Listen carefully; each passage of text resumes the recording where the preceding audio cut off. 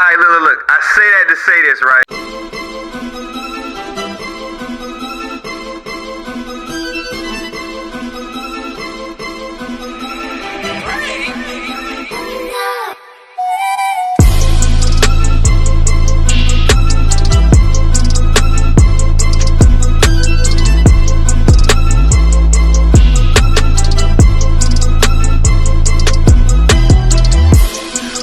Run it up from the mud, you know that I'm coming up. We above the lane, then not one of us. I get dubs over dollars, they y'all sus. Anybody need fire, they call us. Fred out here making moves and y'all stuck. Had your chance, but you gave it all up. With your nigga wood turning to sawdust.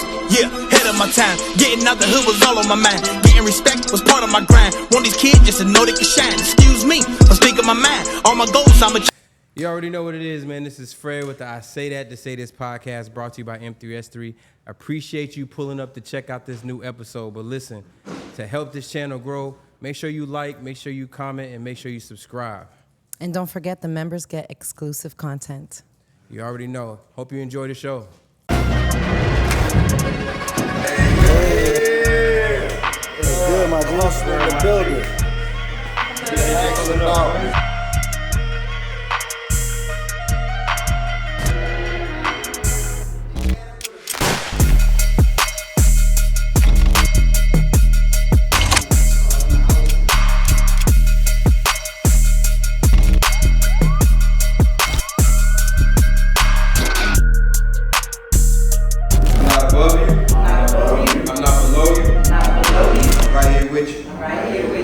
Yo, you already know what it is, man. This is the I Say That to Say This podcast. Why do we call it that, man? Because people do all this talking, blah, blah, blah, but they get to the meat and potatoes when they say, look, I say that to say this. Brought to you by M3S3 Apparel. Shop with us, www.m3s3apparel.com. To my right, it's your boy Mike Too Real. Mr. Talk to Me because I talk back. Before I pass it over to my lovely co-host, I want to give a special shout out to my sister Siobhan at Queen Code Custom. She made me this custom tumbler. Shout out to the Florida movement, man. Talk to me because I talk back. Dope. Glasses is dope too. Appreciate you, man. Yeah, these from TKC. Yeah, TKC, man. You feel me? Second edition, by the way. Y'all can't have these. You feel what I'm saying? Shout out to the King's Child, man. Let's go. That was the longest intro Mike's ever done, but I'm Lisette Laveau.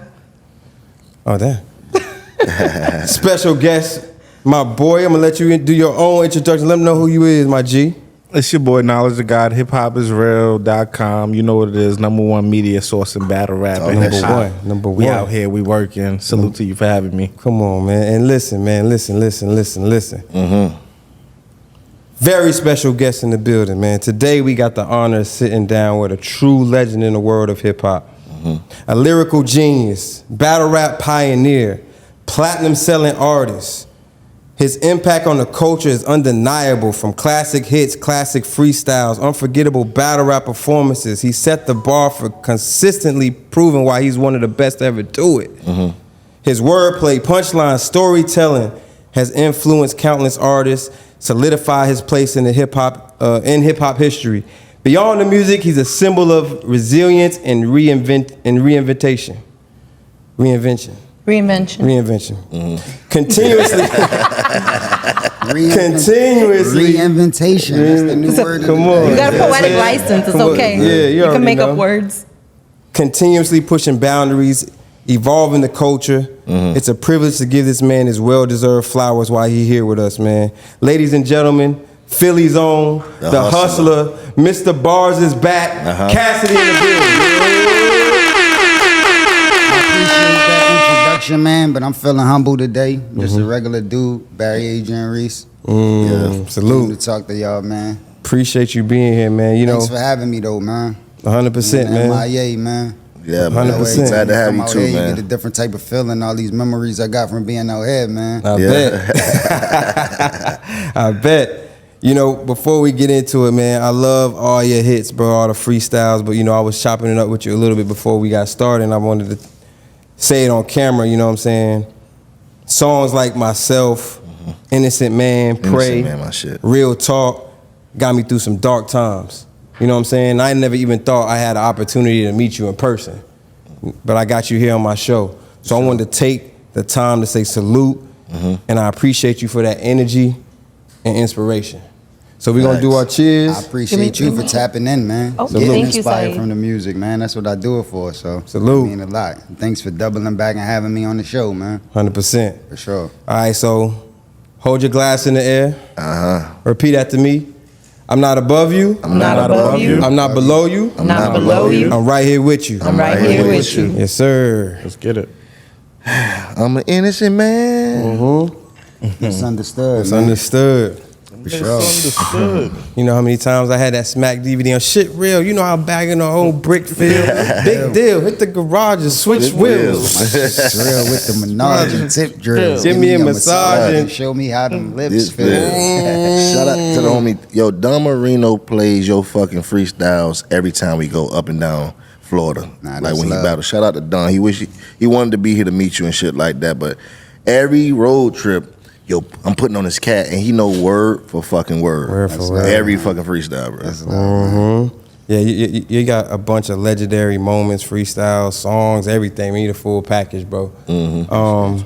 Now, a lot of people, you know, we got the structure we do on this show. A lot of people send us, yo, don't, man, forget that, get straight into this. I said, nah, man, this my show.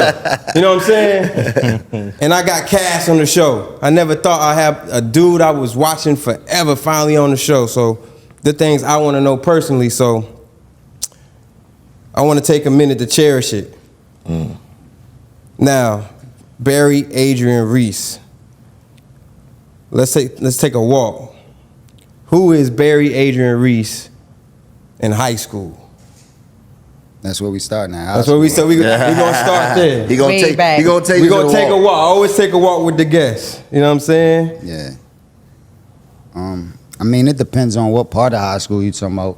But in the beginning, I was always like academically advanced all through like elementary school, middle school, always straight A's and like Oh shit.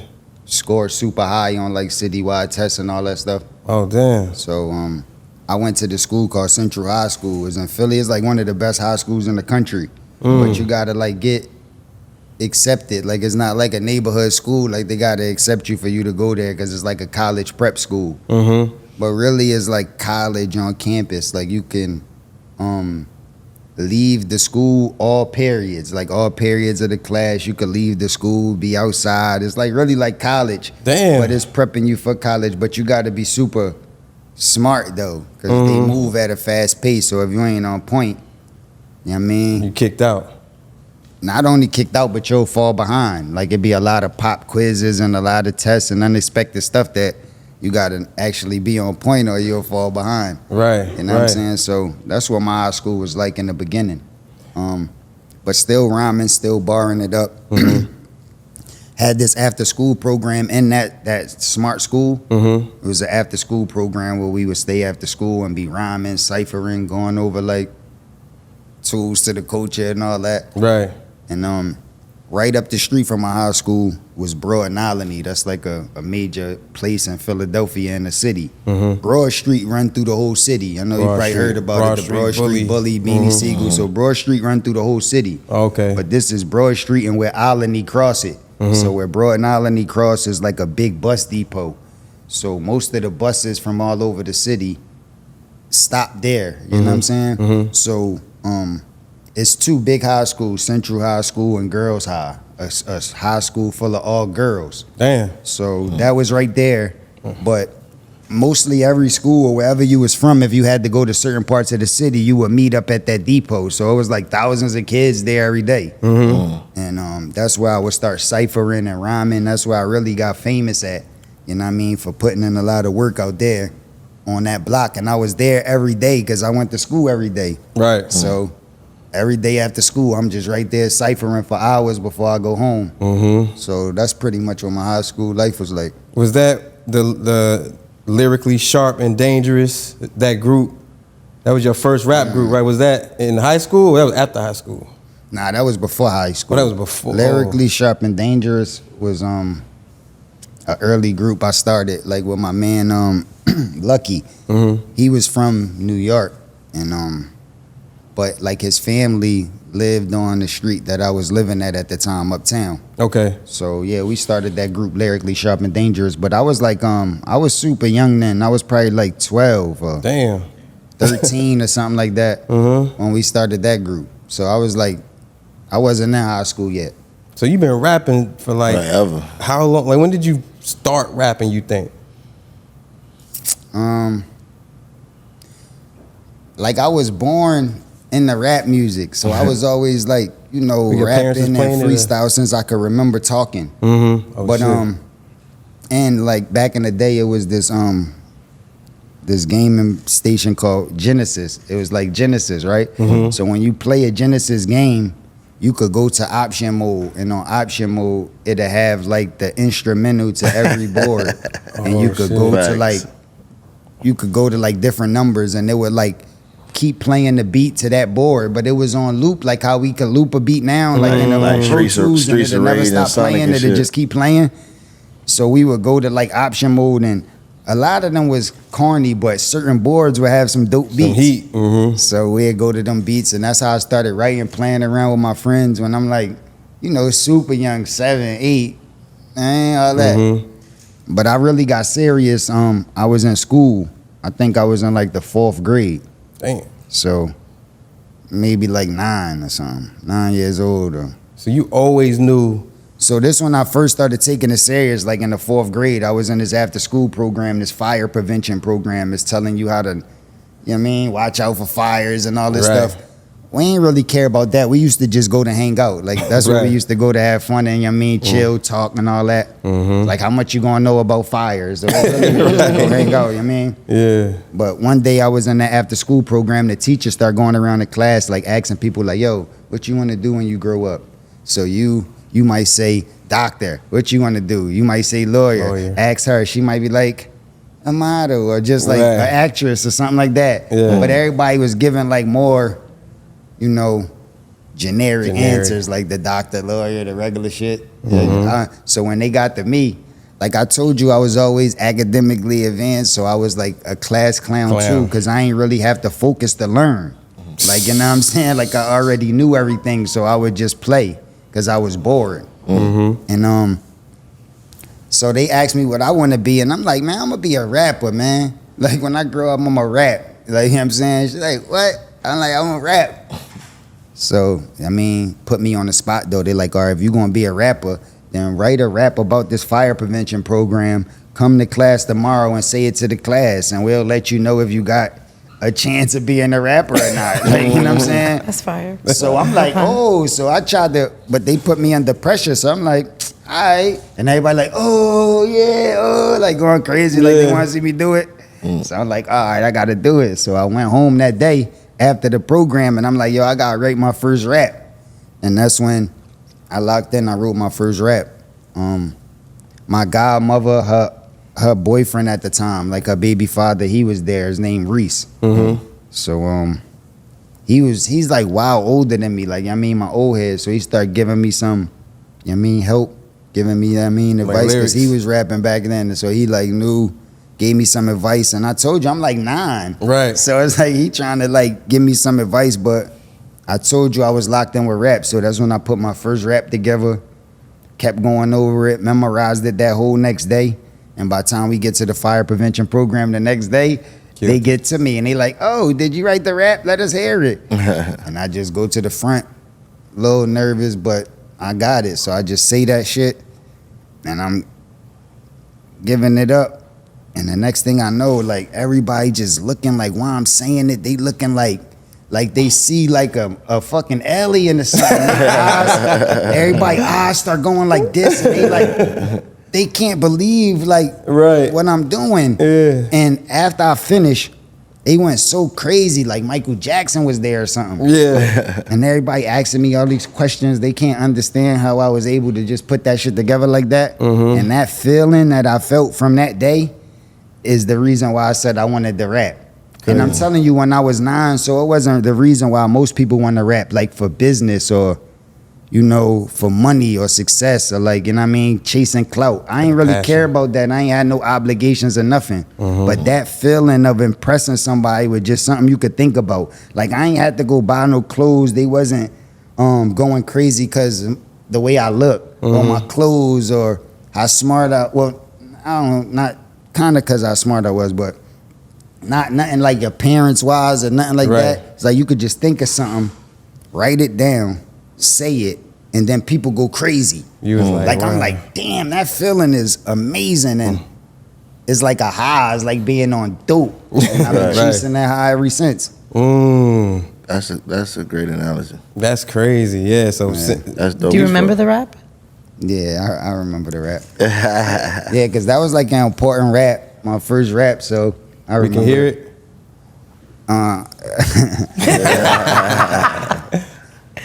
Go. Pay attention. It's something I like to mention. The rules and the safety about fire prevention.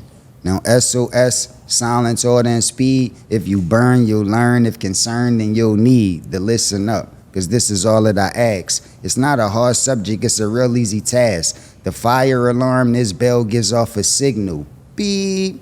If you don't, then it will awake the house for all to get out. If you have a fire escape, use it with no doubt. And make sure your family members are just safe, because you could replace a house but not a human face.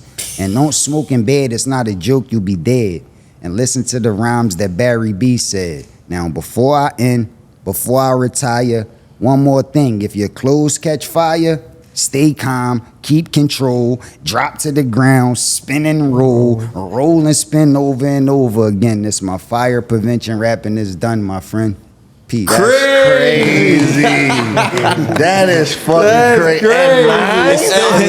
At 9 to this day. Still hits. Yo, most niggas be capping like, you know your first rhyme? Yeah, but you know, I don't, you know. That's how you know it's real. That's wild. At 9, you had That's adults crazy. in there like, nah, calling they mans like, yo, I know this. Yo. You know what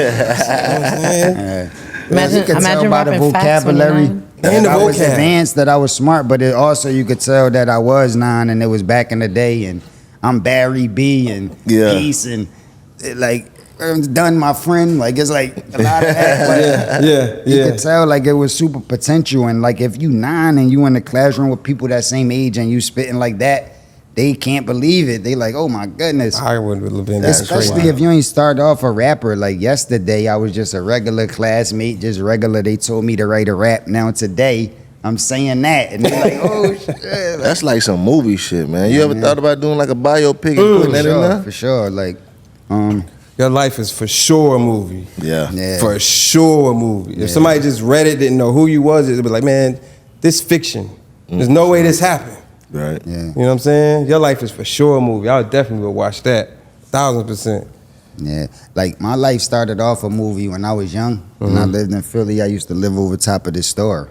Like a complex, but it's like the bottom level was like a store and bar or something like that. And then the top level was like cribs, and that's where I used to stay at in that apartment. And I was like a baby, not even like walking or nothing yet like that. And my mom said I was staying up like super longer than I usually do this day. Like I wouldn't go to sleep. Usually I'd be asleep, but I was staying up like while longer than I normally would. And giving off way more energy. So she knew I was gonna be super tired when I went to sleep. Like she knew I was gonna be knocked out. Right.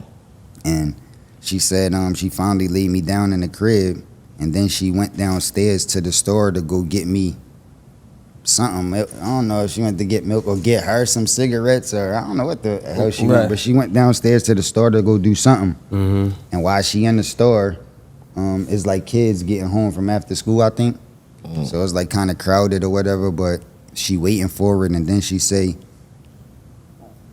she hears some chaos outside. She run outside and see like smoke or something. So she's like, she run upstairs to the steps or whatever, and by the time she get to the door like where I'm at and open the door, the shit already on fire crazy. But she don't know. So by the time you like when she opened the door, it's like all the smoke come out from in the house where that's on fire into the hallway. And her first reaction when she see the house on fire that I'm in is to go, like to do that. Like that's your main reaction to do that. But she did that and all the smoke came in, so it like hit her and then she like fell down to the floor and like it like fucked her up and she like coughing and shit. And it's so much fire that she can't really get past the entrance or whatever. So she said she was down by the door and like going through it or whatever, and she said she heard something and she like heard something and was calling for me and just filling out, and I was right there, and she grabbed me and she pulled me out, and that's how I got away from that fire. But the crazy part was I was a baby. I wasn't like walking or crawling. Where she laid me down at, it was like a street type of apartment that go from the beginning all the way down, like a long hall all the way to the back. So the bedroom was all the way in the back of the apartment. So if I wasn't walking or moving, how I get out? First of all, I couldn't even get out the crib. Myself. So how I get out the crib and all the way from in the back to the front door where she fell at to be right there for her to grab me for me to get out. And I ain't have no burns. I ain't suffer no smoke inhalation or nothing. It's like I was fine. God. Even she got damage from the smoke. When I told you she got like smoke in her lungs, but I didn't. And I wasn't burned or nothing. And there's no way telling how that happened. That's so from that day on, my grandma that passed away, she used to always say like, yo, like, you know what I'm saying, you chosen, like you different, real. Like you know what I mean? You blessed, like, I mean, from that happening. And it's like kind of unexplainable from when I was a baby. But then there's like a bunch of other shit that I went through my life that's unexplainable too. So it's like confirmation. It ain't just like that, or maybe somebody got it confused. It's just like that was the start of it. And the whole house burned down. Like we had to move. The whole apartment burned down. I don't want you to think it was just like a little fire on the rug. No, it was. The whole shit burned down. We had to move. Like, you know what I mean? So that's wild. That's crazy. That's wild. Yeah, that's definitely going in the movie. For sure. For sure. Yeah, God got you. Yeah, man. Yeah, God got you, bro. Oh my God, that's crazy. I visioned that as he was telling that. Yeah, he did walk you through that and vision that. That's wild. So little baby Cass had superpowers. That's so, man. Nah, because how did you get out the crib? And that's before I even got memory. Like I told you, I'm a baby, so I can't remember that actual event. But I remember all my life they telling me about it. Right. Nah, so that took me back. I ain't gonna front. That took me back. So afterwards, you know, you fall, I guess what, 17, let's get straight to, that's when you signed with Rough Riders, right? Yeah, I was 17, 17 years old. So obviously you making noise, you know, everybody know the radio story, you know what I'm saying? And then I think Swizz was getting his hair cut at a barbershop, and the barber. Nah, Swizz father, TD, negotiator, TD the negotiator, Terrence Dean. Yeah, that was that's Swizz biological father, and he was in the barbershop in Philly getting a cut. And this when I was 16 though. You know what I mean? I had the streets on fire, I was killing everything, and he came to the barbershop and asked like, yo, who hot? Who doing their thing? And the barber that was cutting them, his name was Sharp too, because I wasn't lyrically sharp and dangerous. I used to be Lil Sharp, but his name was Sharp too, but he cut hair and he used to rap. Right. So TD was asking him like, yo, what's up? You still rapping or who hot? And he like, yeah, I rap, but I mean, I'm cutting, I ain't really taking it serious. But if you want the future, like, is Cass, like, you need to hear him. So he called my phone and he like, yo, we got somebody in the barbershop, they want to hear you. And he like, pull up. So like, at this time, I'm so young and active, you ain't even have to explain to me who the person was. They ain't even have to be nobody for real. You the rap anyway. Yeah, you don't gotta be like, you know, like you don't gotta say, yo, I got Jay-Z in here or something like that. Like, nah, you don't gotta say that. You could just say, I got my little nephew wanna hear you. I don't care who it is. Like I was just going crazy like that. So he talking about somebody in the barbershop wanna hear me, I just pull up. When I pull up, I see TD. He got on like a Rough Rider hat, shirt, got some Rough Rider merchandise and shit. Oh shit. But it's like, I ain't see you. You not DMX. You not like, I ain't never X see is you on before. fire at this point, right? Yeah, like I ain't never see you. I don't know who you is. You saying you Rough Riders, but it ain't, like I don't know you. Like, so it's like, it's cool. He like, let me hear something. But I told you I was so active that I ain't have to know him. I ain't think he was nobody. I just start going crazy. Right. So after I spit like the first verse just to test it out, like, and he like, let me hear something else. And once he said, let me hear something else, I just start going crazy. Next thing you know, I'm rapping 30, 40 minutes. I'm just in there going crazy. And he take all my information, say he gonna get with me, say he gonna hit me up. But like I said, I ain't even think he was nobody, so I ain't even pay it no attention. I'm like, all right, whatever. Right. I'm in school like a day or two later, and my mom paging me. This one, Beepers was out. Beepers. Yeah. I don't know about that. You ain't had a two-way. You don't even know how to you don't know how to say hello on a beeper? You had a pager or the two-way? I had a two-way too later, Okay. but this before two-way. This was pager days. Yeah. Two-way days was later when I got signed to Rough Riders and all Okay. that. But this one I'm in school pager days. My mom paging me. And she know I'm in school, so I know my mom wouldn't be paging me knowing I'm in school if it ain't important. You know what I'm saying? So I'm like freaking out a little bit, like, yo, I should keep paging me. What the fuck going on? So after I get out that class, I get in the hall where the payphone at. This before cell phones and all Niggas that. don't It's know about beepers and payphones? payphones. Yeah, it's like Payphones? difference. It's like, so Bell I get the South beep. type I'm shit. looking at it. I get on a payphone, call my mom, like, yo, what's up? She like, yo, nah, I'm calling you because some man is calling the house. Did you meet some man named Terrence or something like that? I'm like, nah, I don't know who the fuck that is. Like, what you talking about? She like, he's talking about he with Rough Riders and he this. I'm like, oh yeah, I did meet some old head boy the other day at the barbershop talking about Rough Riders or something like that. She's like, oh yeah, that's him. He said the barbershop and this and that. And he wants you to come out New York and meet his brothers. He's saying about they own Rough Riders and all that and all this. And so like, what? I'm like, all right, cool. I left school, got with my niggas like, and this was that central school. I told you that advanced school. Where you could leave free. any period. You could do whatever you want. It's like freedom. So I figured that out. I'm like, damn, that's crazy. So I left, got with my niggas from the hood, told them to take me out New York. I gotta go get with them. But two of the people I bought was Akbar and Shiz Lansky. Those is the dudes I started Larceny Family with, the remember first group that I Akbar, signed the Rough Riders with. Yeah. But at that time, we wasn't a group. They was just my niggas. So Like, put them on. yeah, like we like a team, but we not in a group. Like I know they raps, they know my raps. We be ciphering and rhyming all the time. Actually, they older than me, so years before that, they was like my inspiration. Like I looked up to them. Like, you know what I'm saying? They was like super advanced because they older than me. But this one, I'm like 12. You know what I'm saying? By the time I'm 15, I'm a different animal. Now I'm on day level. Like now we doing songs and we on the same. Actually, I got my own wave. Right. So now I bring them with me and I'm like, look though, they don't know we not a group. Y'all know my shit. I know y'all shit. We could just go in there like we're a group and whoever they like or whoever they pick, you know what I mean, that'd be fire. Or they might sign us as a group. They already got these locks, niggas. They already got this. Like we could go do it like that. And they like, all right. And they just, you know what I mean, follow my lead. And I just went in there and it was Who was in there? Wow from Rough Rider. See, D and Y the CEOs, but D was away. I think he was in Miami where we at now. Oh yeah. So like, you know what I mean, Y was in there and there was a table of a bunch of other niggas too. I mean, rest in peace Tip that just passed and a bunch of other niggas, they around the table like mobsters and shit. Intimidating. And I go in there and they like, yo, let me hear something. And I start going crazy. Niggas start backing me up. You could see they was super impressed, going super crazy. They like, yo, you gotta meet my brother D. They was about to fly me down to Miami to meet him. But they like, nah, you might as well wait till he come back. But that's how it pretty much went down. Like, I mean, we came out there, we rhymed for him like we was a group, and that's how we got signed as Larceny Family.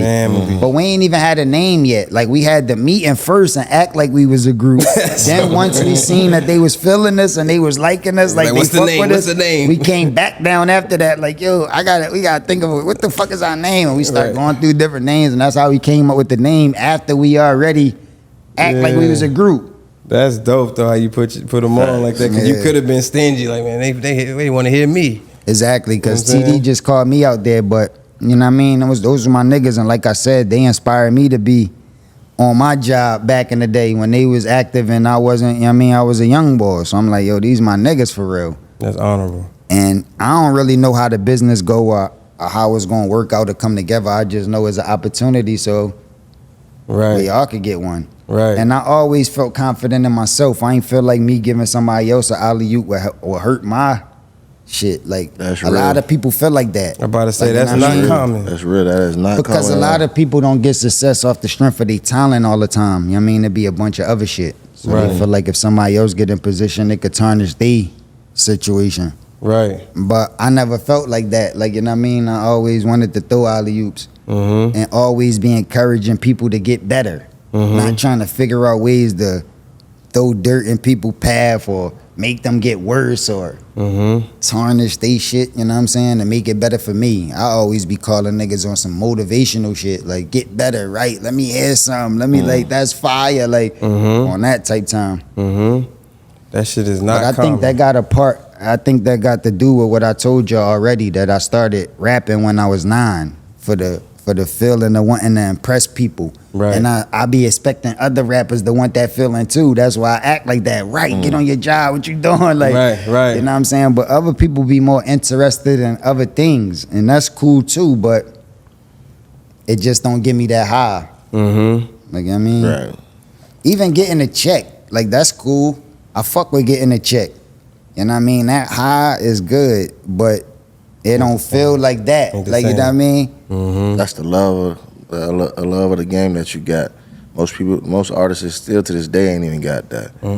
That's dope. Though. And I wanted to keep that. That's why I made a lot of sacrifices when it comes to being successful or getting money or opportunities. I sacrifice that, which nobody will really do. It'll seem weird or dumb to somebody else. But I'm willing to do that to keep this feeling. Like, Right. you know what I'm saying? The love for this shit and to keep getting high.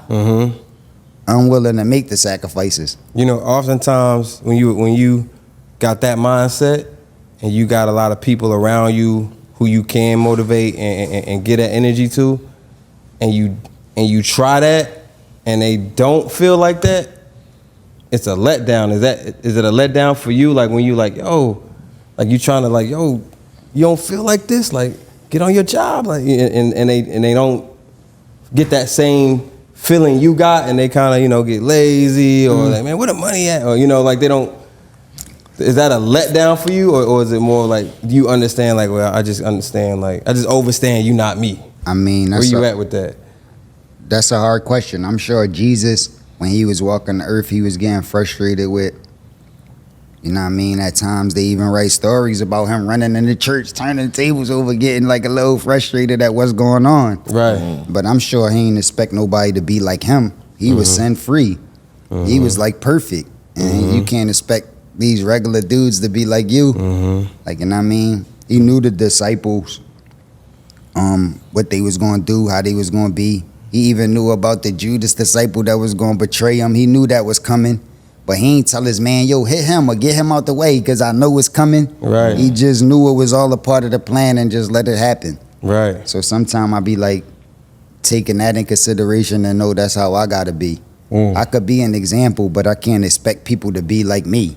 I just gotta be like me and just lead by example and give them something to inspire to be like. Like, you know what I'm saying? Right. Right. And that's what Jesus was. Like, you can never be like him, but you can try close as possible to try to be like something like that. Right. And that's what'll make you better as a person. Mm-hmm. So I'm on that type time. I respect that a whole lot. Facts. Yeah, fact. I came from that same upbringing. Yes, sir. All right, so look, let's shoot the elephant in the room, right? Let's shoot it in the head. What happened with the John the Don battle? I'm not sure, but a lot of things, man. There's a lot of things wrong with that battle. Talk I to me. mean, but pretty much it was me. Like, I got love for the culture, for battle rap, or for rap altogether. But battle rap is like my favorite part.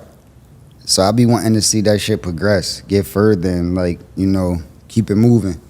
And I know it was like kind of suffering, like the last couple of years, especially since I ain't been battling.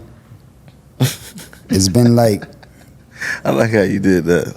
nah, but on some real shit though, you look at the numbers, like ARP retired. Right. Smacking them barely doing big events. They like, it's like the shit is just going downhill. It ain't like the same energy like how it's supposed to be. Right. So I'm like, damn, I'm still around. I could probably help. So I started communicating with people, talking to Remy.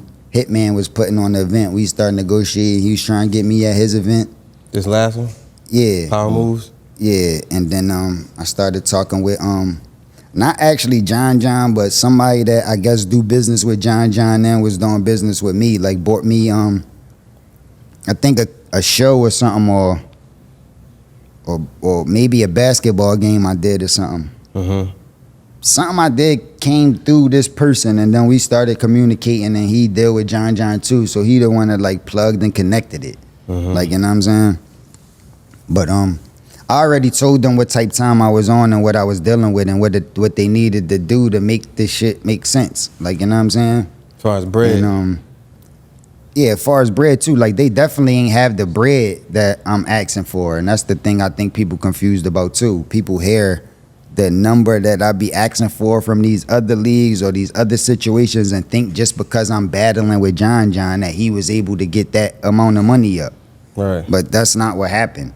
Like, you know what I'm saying? It was like an alley-oop. It was a different type of situation. It wasn't really no money up front. You know what I'm saying? It was like a different type of deal I did with him as an alley-oop, not just for him though, because I don't really know him like that, but it was for the culture as a whole. Like, you know what I'm saying? It just helped where we at right now. And me being Cass, a nigga could have took that alley-oop and just did some crazy move and dunked the ball. You know what I'm saying? But I don't think he was prepared for it. A lot of energy come with battling me, and then having to run a league and hold them responsibilities down is a lot. And he probably only could do one. So he decided, I'm going to just focus on rapping and trying to be a battle rapper. When really, more important was you should have tried to run your league and been a businessman. That would have been even more important at this particular moment than even being a battle rapper. So a lot of things ain't go right. You know what I mean? That's why I wasn't no hype around it.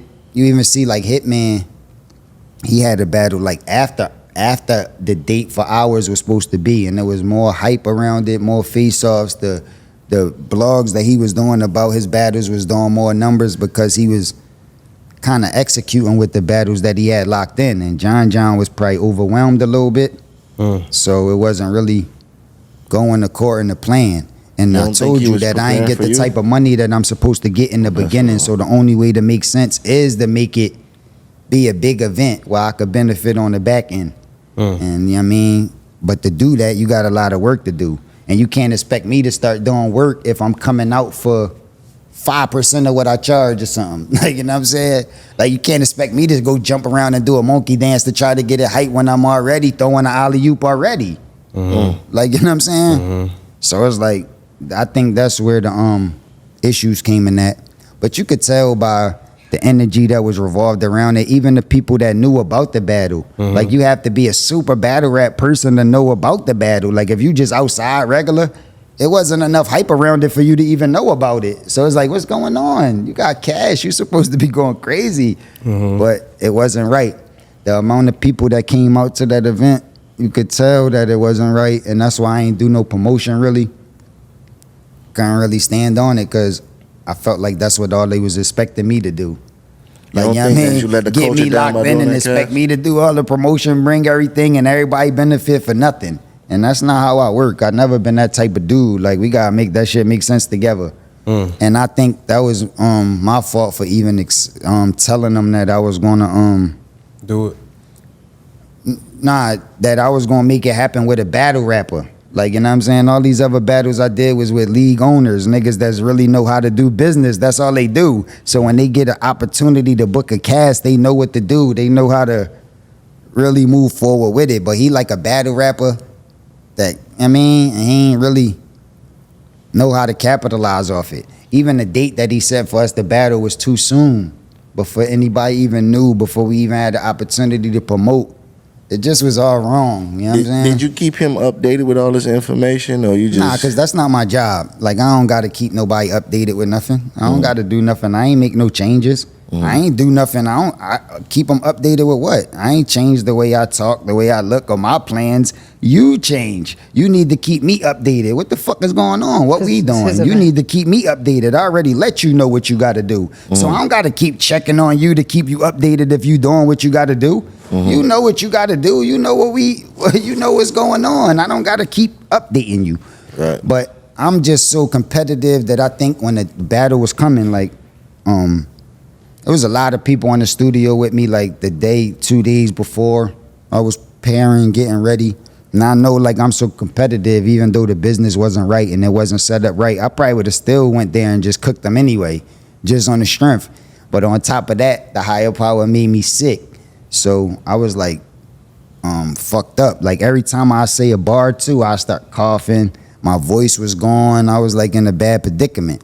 So on top of the business not being right, and I shouldn't have did it for that reason, on top of that, I got sick. So now, God, like, even if you was going to do it, now you still can't.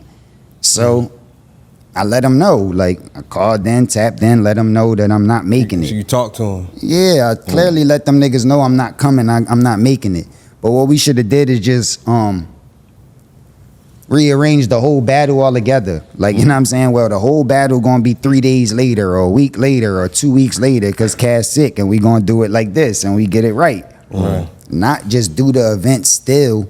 And he was even doing interviews at the event like, yo, you never know, Cass might still pull up. No, I might not. I already told you I'm not. Yeah, so why you saying it like I might pull like up? You just no show. You throwing pay-per-views with my name on it. Everybody already got tickets and coming out on the strength of me anyway.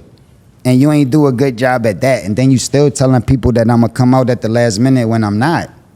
So, you know what I mean? I don't think that, I mean, on the business side, he just was able to, like, you know what I mean, carry it the right way. He did a couple blogs and a couple interviews trying to promote the battle. Yeah, and every time he came here to promote it. Yeah, and every time he did it, he was talking crazy about me.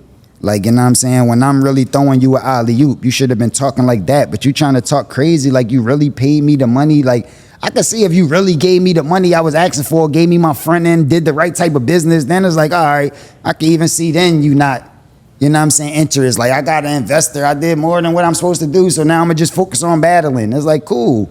But it wasn't that. Like, I ain't. There was no deposit. Not really. Like what I told you, like, I did some shit with King Bao in Daylight when they was battling. I think it was in Cali. They flew me out there to host the face-off. And I was just sitting there having fun playing with King Bao and them. It was like fun. I had fun doing that. But I went out there to play with them. I charged them more to do that, just to sit at the face-off and host that, play with them. Flew me out to Cali, got me hotels, gave me money. I charged them more for that than John gave me for this battle. So if you want to talk some money, like, what are you talking about? Like, it wasn't no real fucking money. Like I said, it was an alley-oop. I don't want niggas to think I'm benefiting from this shit. This shit was really an alley-oop.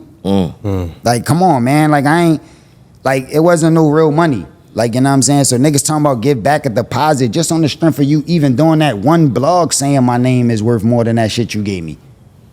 Like, come on, man. Like, stop playing. Like, we gotta talk serious. And I'm really supposed to make my money off. Like I said, we did business where I'm supposed to make my money off pay-per-view, off the door, off the results of the battle. And the shit was dry. Niggas was there. It was like 150 people, 200 people there. Yo, my last battle I did with Hitman with ARP, we was like 400 people over the max. That was like the max is max. No more people can't get in, and there's hundreds of more people there. Yeah, I ain't even coming. All together at this event, it was a couple hundred people.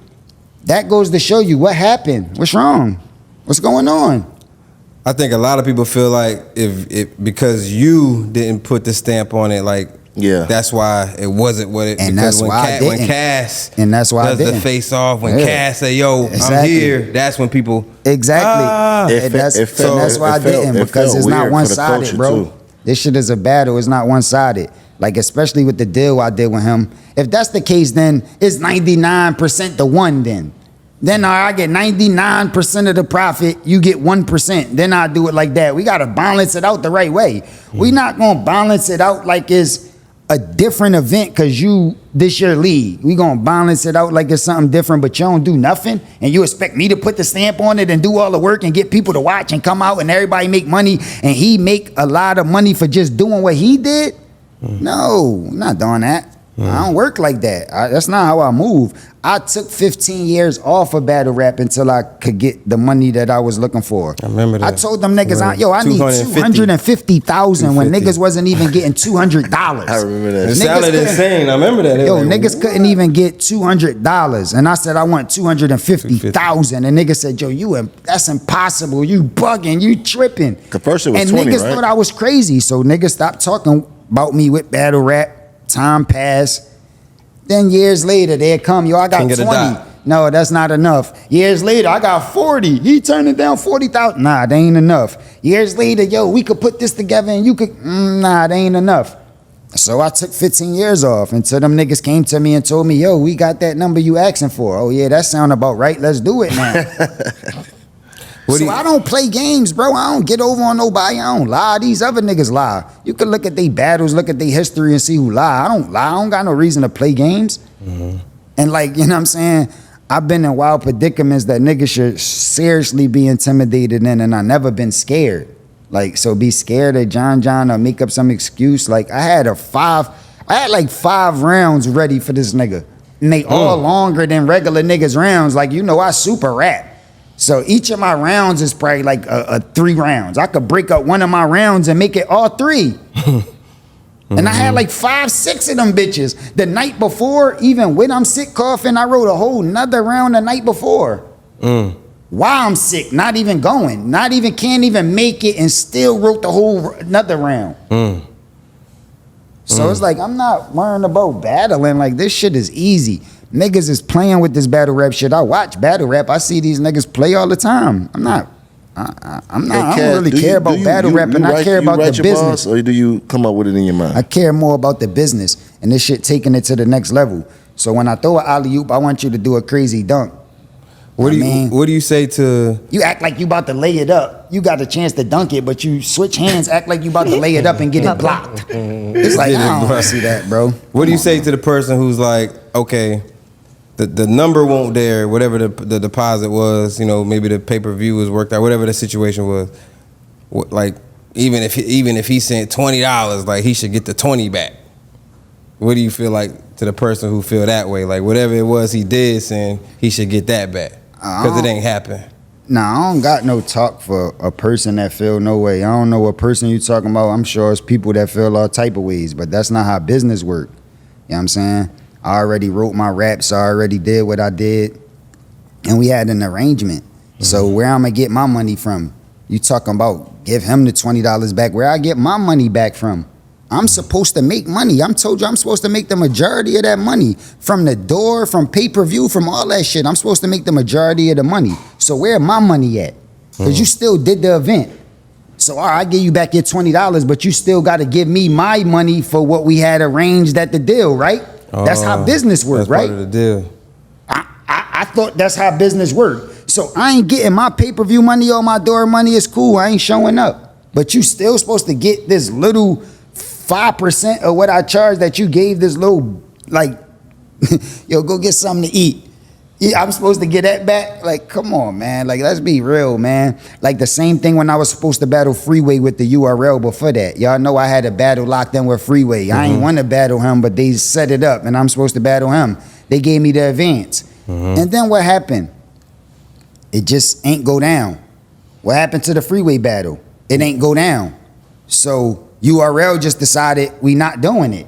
So why ain't people calling URL like, yo, he wrote his raps, he promoted, he did what he needed to do, send him the rest of his money? Nobody ain't saying that. They just say, yo, the URL ain't doing it, it's fine. I'm supposed to get a big ass bag on the back end of Battle Free, and I had my rounds ready and I'm ready. Where's my money? I don't get it though, because they don't do it. And it's fine, right? That's part of the business. So niggas need to understand this shit in reverse, especially if they could do that for big money with the URL, and y'all complaining over this little bag with John. It don't even add up. So they could withhold me a whole wardrobe. I'm supposed to get wild outfits, hats, shoes, coats, and all that. And they don't give me my shit, and that's cool. But John gave me a little do-rag, and y'all like, yo, give him his do-rag back. What is y'all talking about, bro? Let's be serious, man. Like, and we could still battle. We could still rap right now. John could walk in the door right now, and we could battle right this second. If it makes sense, if I'm gonna get my money, nigga text me, yo, I know y'all fucked up with the battle, but yo, look at your account. Is this amount in there? We made up for it. He could walk in here right now and we could get it popping right now. We could rap right this second. Let's rap, let's battle. Like, I don't got no problem with doing it, but I don't battle for free, man. I'm not no puppet, I'm not no monkey, bro. I'm not out here dancing around for niggas like I'm, hey, like, no, this shit is a business, bro. This how I survive. This how I take care of myself. So you think I'm just out here playing around for niggas? No, how I'm gonna get my money? Once you show me how I'm gonna get my money, then I rap. That's all I'm about. I don't really care about all that other shit. Especially with battle rap. Right. It's like the shit I started, I made popular, let niggas run and get the opportunity to make money, then came back and showed the niggas the opportunity how to get more money. And I can't get paid? The fuck is you talking about? That don't make no sense. Right. So I'm not doing it. You gonna have people saying,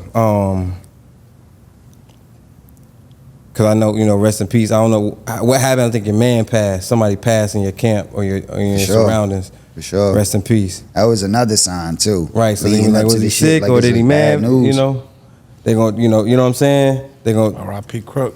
Oh, Crook. Yeah, R.I.P. Crook. R.I.P. Crook. Brooklyn Beats, man. Because some people saying like that's why you weren't able to come, or was he? You know what I'm saying? Or was he sick? Or was it just both? No, I'm super conditioned though. Even though I was fucked up about Crooklyn, that shit did do me dirty. I mean, the average nigga might not have been ready, but I'm so locked in and conditioned, I was still ready. Like, Crooklyn ain't stopped me from being able to get ready, or like I'm just so sad that I can't write or nothing like that. I don't want niggas to think like that. I mean, Crooklyn did fuck me up though. That's my man. You know what I'm saying? But I think that's another sign for the higher power that shit wasn't going right and I needed to like shift my pitch. But I ain't feel like that was distracting me from beating John, bro. Like, come on, bro, John. It's like somebody that happening is going to affect, you know what I mean? Because I had a relationship with Ball. But that ain't going to mess up nothing that I had to do with John. That's like two separate things. You know what I mean?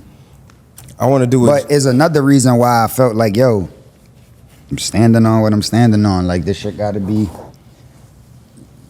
done the right way, bro. And ain't nobody going to make it done the right way if I don't. Ain't nobody else going to stand up and make it done the right way. You see how the fans talking. You see how the bloggers been talking since I've been off the scene, since I've been sick and I ain't been talking about it. You see how they been running with all these different ideas that don't really add up to nothing. And that's how people act. So I got to just worry about myself. And I know when I come out and talk and I tell the truth, it's going to be the truth forever. It's not going to be the truth just today. It's going to be the truth tomorrow. Niggas going to try to do more research and it's going to be the truth next week. Niggas going to try to do more research. It's going to be the truth a year from now. Niggas going to look back 5 years. Oh, remember when Cass ain't show up and he said this, and it's still going to be the truth. More shit going to come out the show when niggas lie. And more shit going to come out the show like, yo, Cass, that nigga be talking the truth all the time. So it's like, I don't got no reason to lie about this shit, man. It's battle rap. Right. It's like, this what I do. I control battle rap. I know how to battle, get under niggas' skin. That's what I specialize in. So I don't got no problem with battle rap. I just got a problem with business, period. Need my business to be right. That's it. You not coming out and saying nothing about it was strategic? For or sure. was it more like you Me just not like, doing no promo is strategic. Me not doing all that shit. I told you. You got to pay for that, bro. Your shoulders work. Like, you got to pay for that, man. Like, you got to pay for that. You see what my face-off did? More than everybody battle since my face-off. My last face-off did more than every battle that came after that. Just the face-off. So it's like, yo, my nigga, that shit viable. I did Hip Hop Is Real interviews, 100,000, 100 this, 100 this. It's like doing battle numbers, just me interviewing, talking about the shit. That's viable. You think I'm just a puppet just going, y'all just run around and I just do that for who? For other people? But what about me? Like if I got an issue right now and I call niggas, what is niggas gonna do for me? This shit is, I do this shit for me first. Like all jokes aside, I do this shit for me first. Because niggas could be a fan, but then the next day something could happen and they hate you. But you still gotta keep it moving. You can't do it for them. Facts.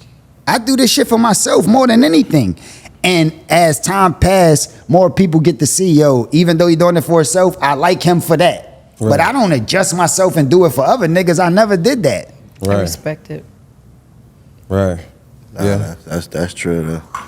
What about Charlie Clips? I had a conversation with Charlie Clips and he stated that same thing at the Riot event. No, that was the Chrome event. Right.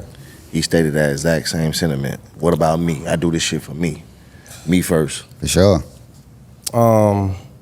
Yeah, and shit happens, man. I remember Charlie Clips was supposed to battle my man Jag. He came to the event, said he was sick, said he couldn't battle. You know what I mean? In Cali. And he just couldn't do it. Like, shit be happening, bro. This life, bro. You know what I mean? This ain't. But you would run the John battle back if the business was right. I told you, if he walk in the room right now and you text my phone, my cash app, bing. I look at the, oh shit, that shit came through. Or I get another email, bing, my Chase account. Or I get another email, bing, my TD account. I'm like, oh shit. This nigga sent the money, we can get it in right now. Yeah, we can get it in right now. I'll rap right this second. Now, but if we don't do the business right, you can't expect me to just go rap, bro, for who? right, I mean, I'm sure to make some people happy, but what would that do for me? for you. Has he reached out, tried to hit you and anything like that? Nothing since then? Nah. Okay. Okay. I'm waiting, though. I mean, Waiting for him to hit you. yeah, I'm waiting for us to figure out something, man. Even been talking to my nigga ARP. Like, that's my man. Like, ARP? I fuck with ARP heavy. Like, he know A how lot of I people do give business. ARP. He done good by me too. Salute ARP. Everybody's Yeah. got a lot of good to say And about he him. know how I do business. He know I don't play games or try to like do no funny shit. You know, I already know I was straightforward with everything we ever did. And you know, I've been talking to him and he like cool with me and John. You know what I'm saying? So I guess it'll get figured out eventually, man. I guess Another it's just like maxed not out. easy. I don't think it's easy as niggas think. Speaking of easy, right? Oh shit. In my opinion, right? This is just me. The biggest event this is just me, in 2025 that could happen would be you versus Eazy in Philly, right? And I've talked to Eazy. You know what I'm saying? That's my homie. I talked to Eazy, and he said that he was down to make it happen in Philly. What's your thoughts on that? Chicken. Yeah, like The Eazy business. could walk in the door instead of John, and we could battle right now if you let my account go off too. Like I already killed Eazy. Like Easy Come, Easy Go is out. It's on all platforms. It ain't like y'all can't pull it up. You could pull it right up and hear how I just got rid of Bull easily. Like that shit was so easy. And it's like one of the best diss songs ever. It was no promo around it. It ain't like I put a budget behind it. I ain't even shoot a video. So it's like light like that. But it's like one of them career cushion disses. It's like one of them Jones. It's like, damn, like you did Bull dirty. Like listen to it. If you ain't hear it, go pull it up. Easy Come, Easy Go. And you could see why I don't know if that'd be such a good idea. And he was supposed to respond to that. That shit came out months and months and months and months ago. And there's no response. So he already lost. I'm tired of niggas like not following the rules. When you get bodied like that, you can't just say, oh, a good battle would be him battling him when he already killed him and the nigga ain't respond. He dead already. It's true. You gotta Like he respond. died. Like you die when that's even worse than battle rap. When a nigga dish you on track. Like But a if they real dish you on track, is it the same as a Nah, battle? nigga And dish then you- like two different worlds? nigga You have dish to you. say something. Same A nigga thing. dish you on. That's what happened with K. Don Drake. A You nigga- have to say I don't something. think I Best agree with battle A rap. nigga That's the dish you truest on form of track, battle.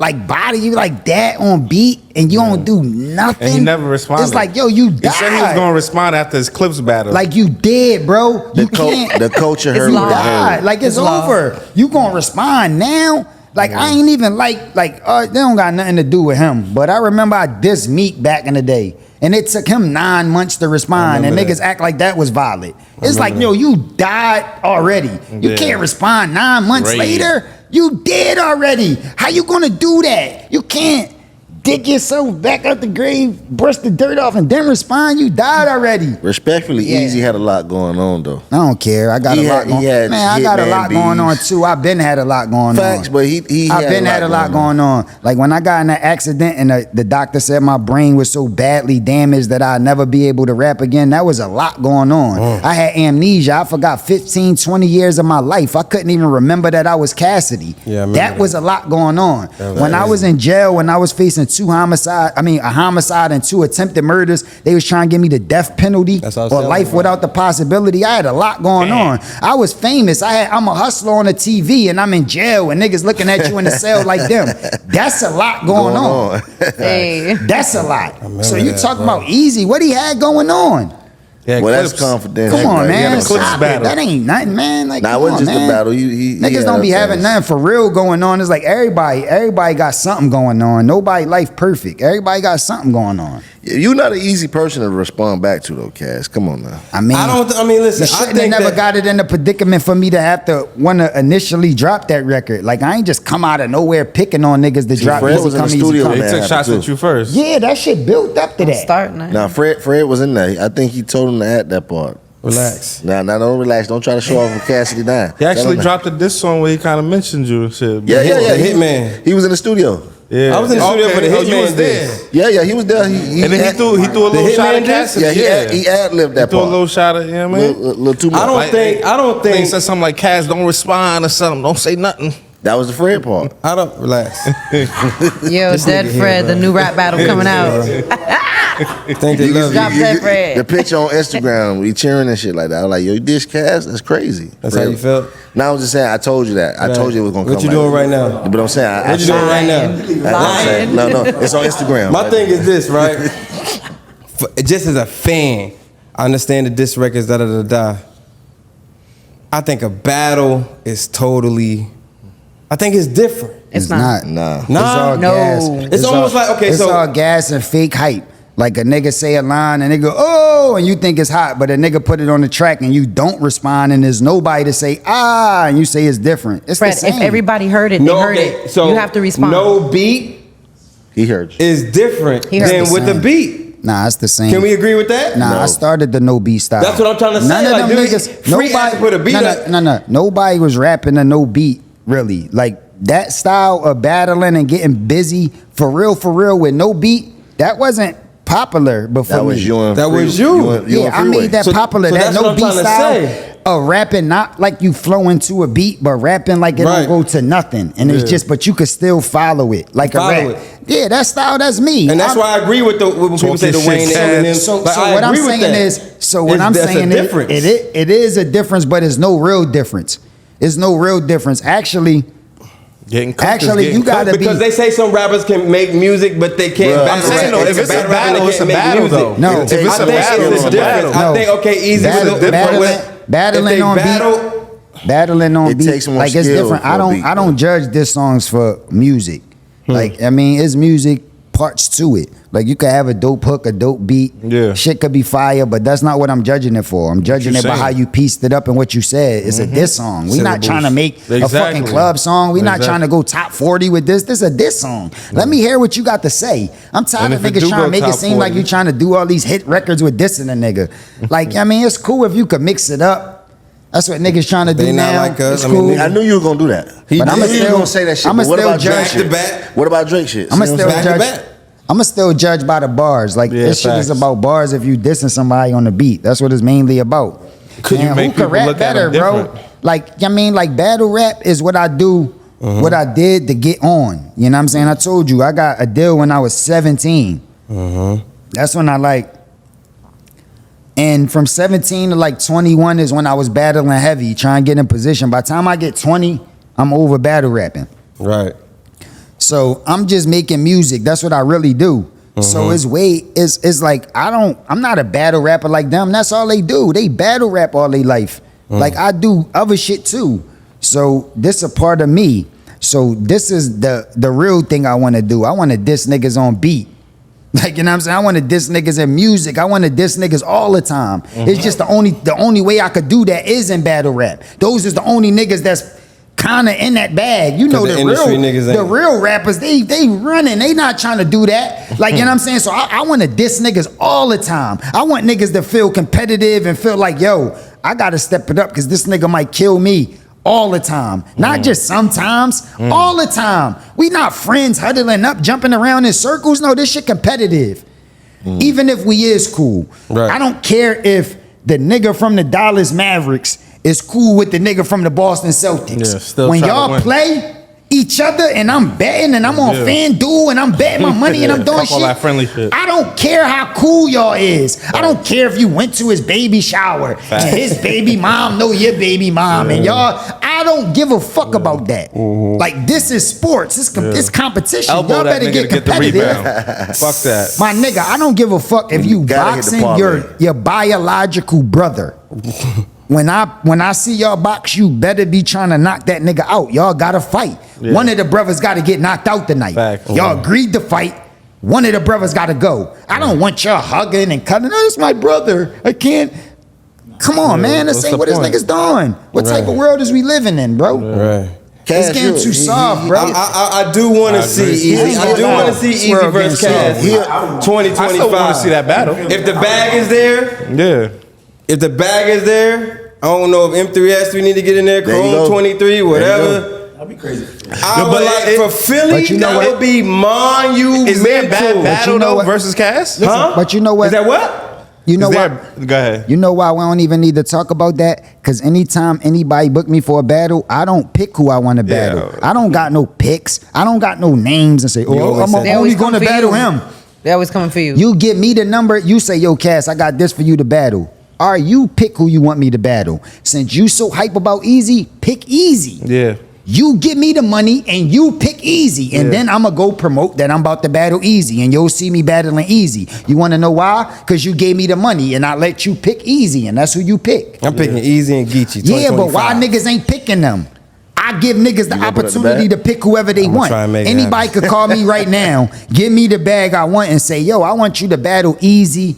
The other nigga you said Geechee and, Gotti. and the other nigga you said at the same night. I could battle them niggas at the same night. No, all jokes No, he'll aside. do that shit. I believe so. Nah, all jokes aside. I He'll could battle do it. Eazy, Geechee, and whoever else the Rex. same night. Like, all right, say it's a battle. Him and All right, Rex it's would be crazy. three rounds. They could do a round apiece. Him and Rex I would be could do crazy. my 3 rounds against each of them for a battle. Let's do that. Where the money at, though? Give me my money and I'll do it, no problem. One time.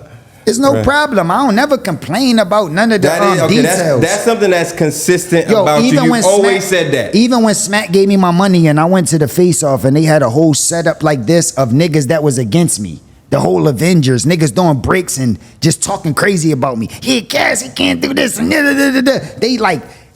editing in niggas talking crazy about me in the face-off that I'm doing a battle for. But I ain't complaining. It's cool. I see what y'all trying to do. You know what I'm saying? I see what y'all trying to do. All right, cool. I don't got no complaints as long as my money there. I ain't got no complaints as long as Take my your money pick, there. Fred. That was I'm it. already telling you. I'm saying it here on my podcast. I'm gonna work to get Cass versus No, you sound scared. Geechee and Cass Don't versus say word. Say Easy do. the Block Captain. Say do. Say I'm gonna Shout do out to that. Geechee though. Say Geechee, I'ma my do it, nigga, Fred. West Coast Say it for the representing. camera. Which one is for the 100%, camera? 100%. I fuck with Geechee, man. Fred, Like, say that camera but right there. Say I'm gonna make this happen. I'm not gonna say that because It don't matter I'm who it gonna is, work right, my Cass? Like, why you never do this do. on camera? Hey, you better manifest So check that this the out, way. right? Hello? Check this out, right? Let us all down over here. I'm trying to tell you. That We're camera. backing you, bro. One more time. It's M3S3, man. I say that to say this. We gonna make it happen. I'm gonna work my. I can't control everything. See what I'm gonna work my heart. I'm gonna talk to all Only parties Head Ice involved. does that. See what I'm saying? Only Head Ice does that. See what I'm saying? Buy more merch. Buy more merch. So we can get this popping. Did you get a chance to see Mook versus Ars? yeah, I seen it. What you call it? What? Who won? Like yeah, what you call 2-1? Mook got him. Mook got him. 2-1, third what? I only watched it once, so I would have to watch it twice. Right now, I got Mook like 3-0. But you might could give Arsenal the first though. Like that's the only A lot of one that people was like saying that. debatable. Cause Mook, he said some shit. It's like he was warming up for what he was going to do the whole battle. Right. And then Ars went crazy. He went longer. His delivery and all that shit wasn't comfortable like Mook though. That's why I gave him Mook a 30. Cause you could be saying some lines, but he just was acting like he ain't know it all. Like Arsenal, I know how he rap, and the way he was saying a lot of them lines is like, yo, I'm trying to think about it and make sure that I get it, and I'm focused more on that than actually performing and going crazy. But Mook was more in the pocket, like he knew it like the back of his hand. Like the crowd could stop him and he start right back from where he was at, and he just feels so comfortable with it. So that'll make, even if the lines ain't as crazy, it'll just make it seem way better because you so comfortable with saying it. The Like, you know what I'm saying? So, but the only arguable round I think was the first. You might could get at the Arsenal, so some people probably got Arsenal with the first, especially an Arsenal fan. Like you might could give him the first, Right. but the second he choke, and then the third he tried to go with this like The moms. this is dead mom shit, and that ain't hit. That ain't. Now you from the old school That ain't too, it. like so. A lot of people feel like battle rap's getting like Oversaturated. no, because I'm hearing a lot of people like was walking out when he started talking about his mom. You was there, right? Yeah, was yeah. personal. Oh yeah, real like personal. R said, battle rap getting soft. But was people walking out when he talked about Mook's mom? Yeah, I think people. Yeah, it was like it was a cringy rap. Because they were talking about his mom. I think. And he I think it was the end of the once. night that, and they felt like Mook kind of won. I felt like that was The battle sentiment in rap the you building. come But then from. when he started talking about his mom, there was some people that was turned off. Wasn't it like It's 1 o'clock in nothing the off morning? limits, right? Like where you're from, like back then, too raw for the street. Like back then. No, it ain't nothing off limits. I feel as though in the battle because. Do you feel like, battle rap is getting Some like got people be soft? trying to determine what you can say and what you can't say and what hurt somebody's feelings and won't. Yeah. But everybody different.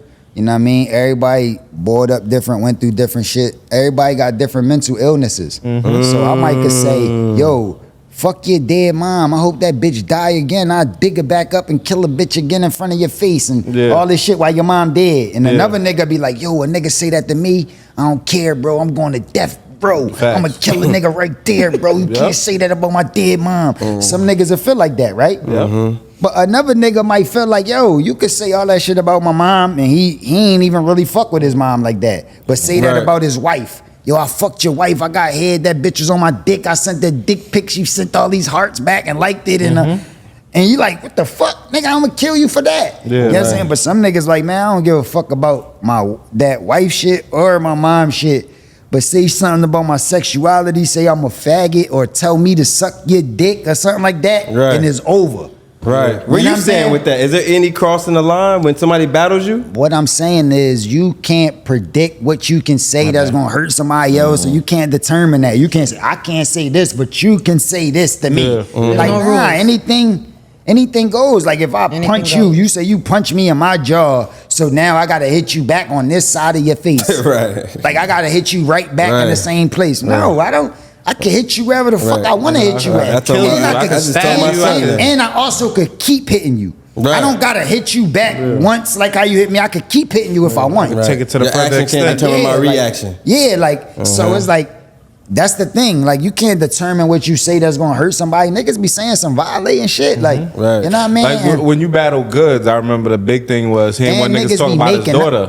And Niggas be you- making you up know, shit too. He went there. You went there. Niggas be making up shit that ain't true too, and just making up shit and trying to push it into the world that the world might think is true and it's not. Good And it's spoke like, on that too. that could get you mad And he too. was up Like a there. nigga might say something real, like yo, your mom died, your mom might really be dead. But a nigga could say some shit that ain't even true, Facts. but try to say it with conviction like it is, and you hear niggas go, oh, like they believe it. Right. Like you going, oh, like you believe that bullshit. Like that's what be like. That's what. Come on, man. Y'all Right. going, oh, like he really said something. Like that shit is bullshit. all the time. Yeah, it's So battle you rap. can't really determine what's gonna hurt somebody to say what you can and can't say. So I believe anything goes in battle rap. But also you gotta say it in a dope way, no matter what you say. Right. No matter what At topic least you make touch it or what sound- angle you try to attack on, Facts. it gotta make sense and it gotta hit. And the people that hear it gotta have a response like, oh, that was fire. Not feel like, oh, like they don't really wanna hear it. And it's like, because if you make them feel like that, then you're not doing your job right. Okay. You know what I'm get saying? that. I get that now. Yeah, I get that. Especially consistency. Maybe you might want to make people feel like, just for a little split second, and then you bring it back. Bring it but back. if you keep just making them feel like they want to walk out, They out. You know what I mean? That might not be good for you. What about, and then I got you here, I know it already happened, but what did you call Geechee versus Hitman? Geechee versus Hitman. Who got that battle to you? That was a goodie. It was.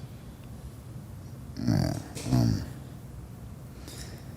I don't really remember Geechee and Hitman like that. Guy watched it again. You watched seen it? Yeah, I seen it. It wasn't impressive for you? I mean, it was cool. It was a good battle. I mean, I think I had Geechee though on watching it. I think so. Yeah. I think I had Geechee. I had but Gotti. Of course. Relax. I gotta watch it again to like know the rounds and like I don't remember what they said all the way and all that. But I think on first watch battle. I had Geechee. It was a great battle. It was a great battle. You had Geechee or I had Gotti. Oh yeah. Mhm. Of course. Who you had, Knowledge?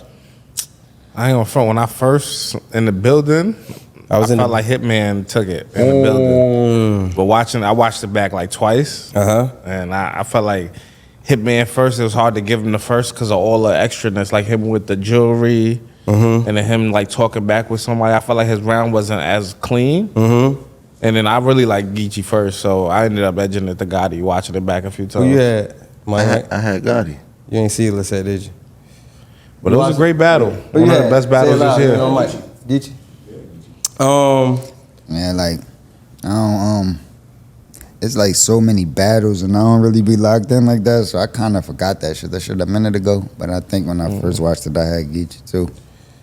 Does Cass, I mean, with that being said, you know, from what you have seen this year, does Cass have any like champion of the year? But once I battle you though, and I show the chink in your armor, it's gonna be easy for other people to beat you.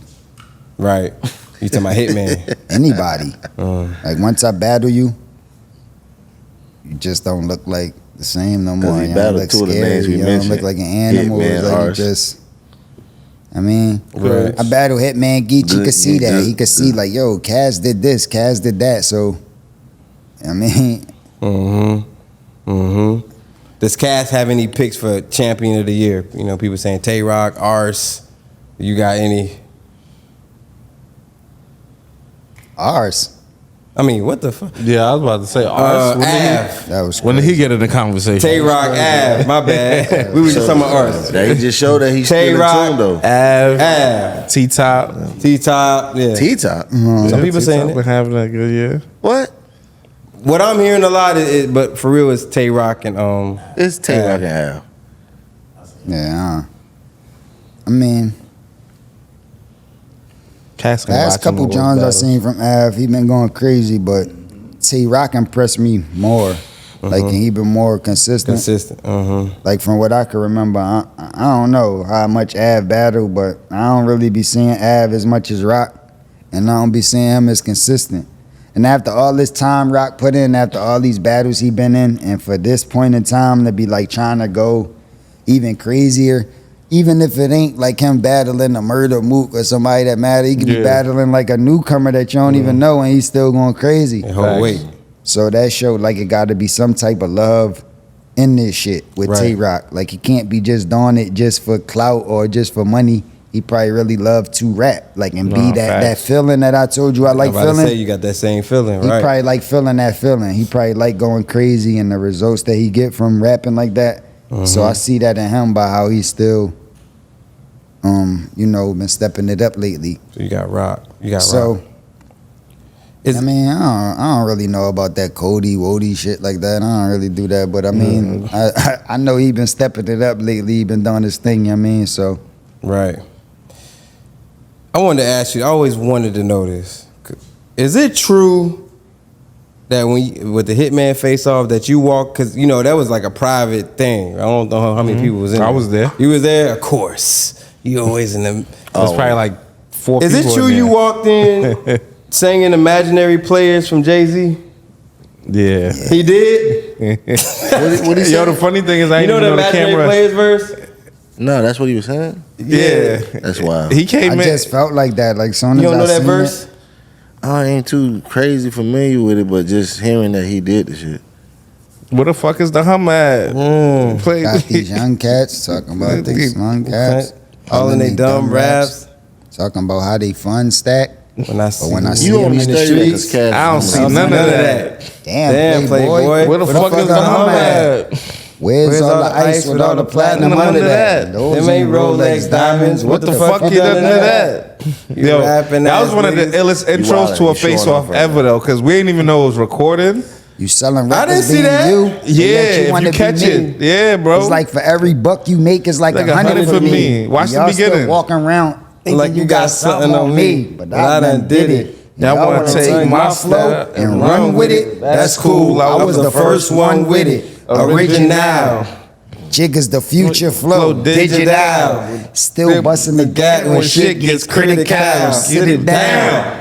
I don't want y'all to get it confused. I rip it down. Like I ain't got nothing to lose. You get it now? Like, yeah, My thing is this. yeah. It's that shit. As broad of a verse that is, if I walked in here out of nowhere saying that, anybody be like, yo, Fred came in here on some other shit talking crazy about me, bro.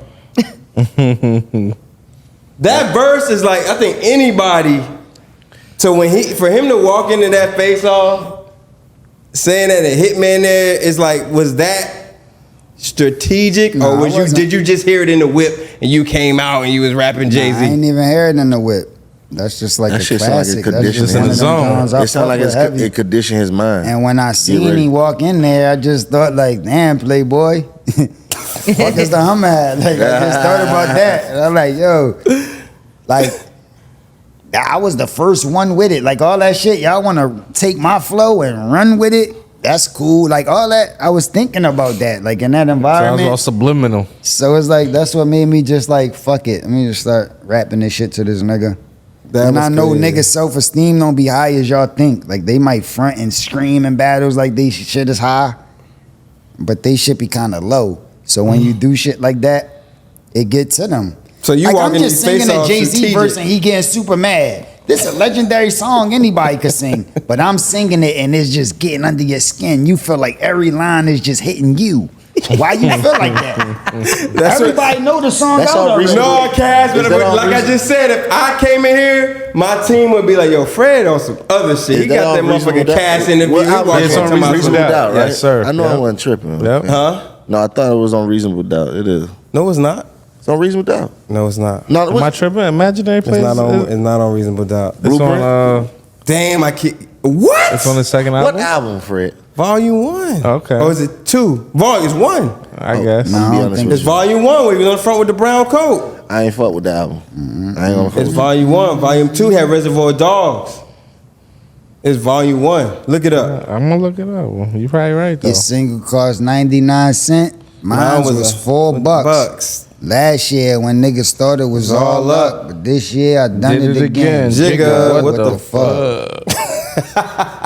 I Yeah, think that was the volume album I ain't 2. really get into. I ain't gonna hold I'll be you. volume 2. It was, it's Gotta Volume be 2. volume Volume two. 2. Asking about the DMX.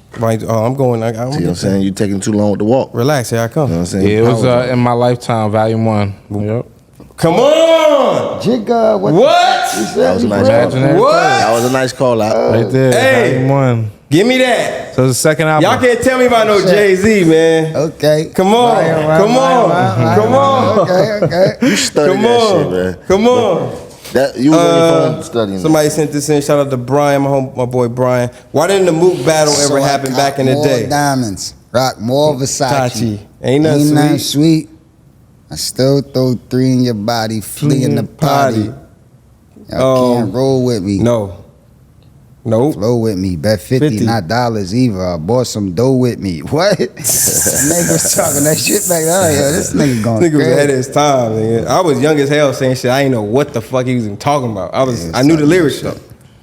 I know I ain't know what platinum was. I was Relax. You saying that fanned shit. out. You fanned Let out. me You had to relax, grow relax. up to understand what Jay-Z was I saying. grew up, He was was like, spitting damn. sophisticated raps as a youngin'. Yeah, it made sense later. You had to live and experience some shit to even be like understand some of this shit. Fact. At least for me. you I was like, appreciate it okay, now. cool. Nelly Yeah, was like talking 30 to my 40, shit though. like 30 to 40 grand, cocksucker, beat it. I was going on the bus going to in high school saying that shit. Like, I didn't know what the this shit got leathers. All right, so look, shout out to Brian. His question was, why didn't the Mook battle ever happen back in the day? And is that a battle you would ever take in the future? 20,000. I don't got no picks, Expect the man. unexpected. I don't got no picks. I battle whoever, man. I actually want to battle the best in the world. Whoever people think is the best, the biggest artist in the world. I like to do stuff like that, but So if the I guess bread's the there, Mook you- battle ain't happened back in the day because I was already putting on for battle rap before Mook came on like after me. So I was already signed making music, and I already put out that I wasn't battling it again until I get 250 by the time Mook started coming, talking that stuff. So they was trying to make it happen, but he ain't have enough money or enough hype or like interest around his name for me to think that that was good at that time. You know what I'm saying? And after time passed, like, I mean, he signed the Rough Riders. We start working on music. Well, I was even thinking about getting me the executive produced Mook album. So it was like we got close like that. Like we Damn, was working I on didn't know wild that. songs and shit like that. And ever since then, like we've been cool. So I don't know if it's the same energy as back in the day. Right. He even told me why he was doing it, because I was him. Like I was the best, and he was in that lane, like trying to be like that. So he like, yo. But you know what I mean? Once we got to talk and meet and all that shit, the shit kind of changed. Right. Put out that record back in the day, Expect the Unexpected. Expect the unexpected. Called him New Jersey. That was like the studio I had out there back in the day. And we put that shit together, shot the video real quick with Smack. I think Smack had the camera. Shit, he And had putting his that own shit camera together here. just to show niggas like, yo, we could be active, we could be competitive on this record right here, but Yeah, we I might was not going back and forth. had a chance to battle like how y'all want to see it, because it's not the right structure, it's not the right money, it's not the right situation. But we could go on this beat where I could like put it out, like y'all could still hear it now. So we could go on this beat and just, you know, compete, show niggas that we get busy. Right. That's the mentality I had. Like, you know what I mean? Like, I'm not running from no smoke. We could show niggas right now, like any of these battle rappers that you talking about, like Eazy. I had him in the studio Wild Times. We did Wild Records. It's not like I'm running from Eazy. Like, let's do a record. Show people. We could be competitive anytime. But it's just like, you know, trying to make an actual battle happen is more difficult, especially when it got to do with me. Right. You know what I Right. mean? Bennett's got to be there. Shout out to Battle Facts. He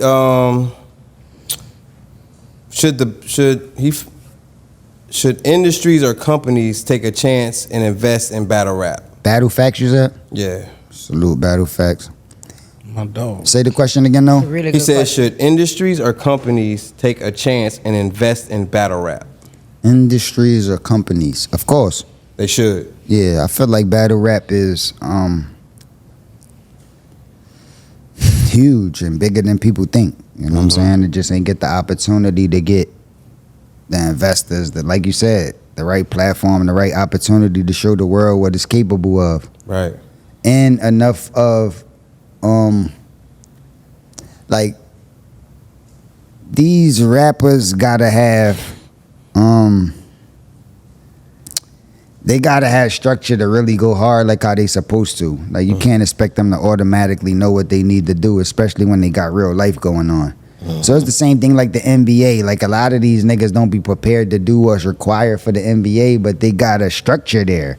They got all these different coaches, all these different people, all these different Physical trainers. and let you know this is out of the question. You can never do this. Right. You might could do this and this, but you could never do this. You gotta stay like this. You gotta do this. You gotta work out. Did you do this? Did you do this? What you doing? Like, got a whole setup to make you, I mean, pretty much good. And I feel like that's what battle rappers need. They be like, got a lot going on.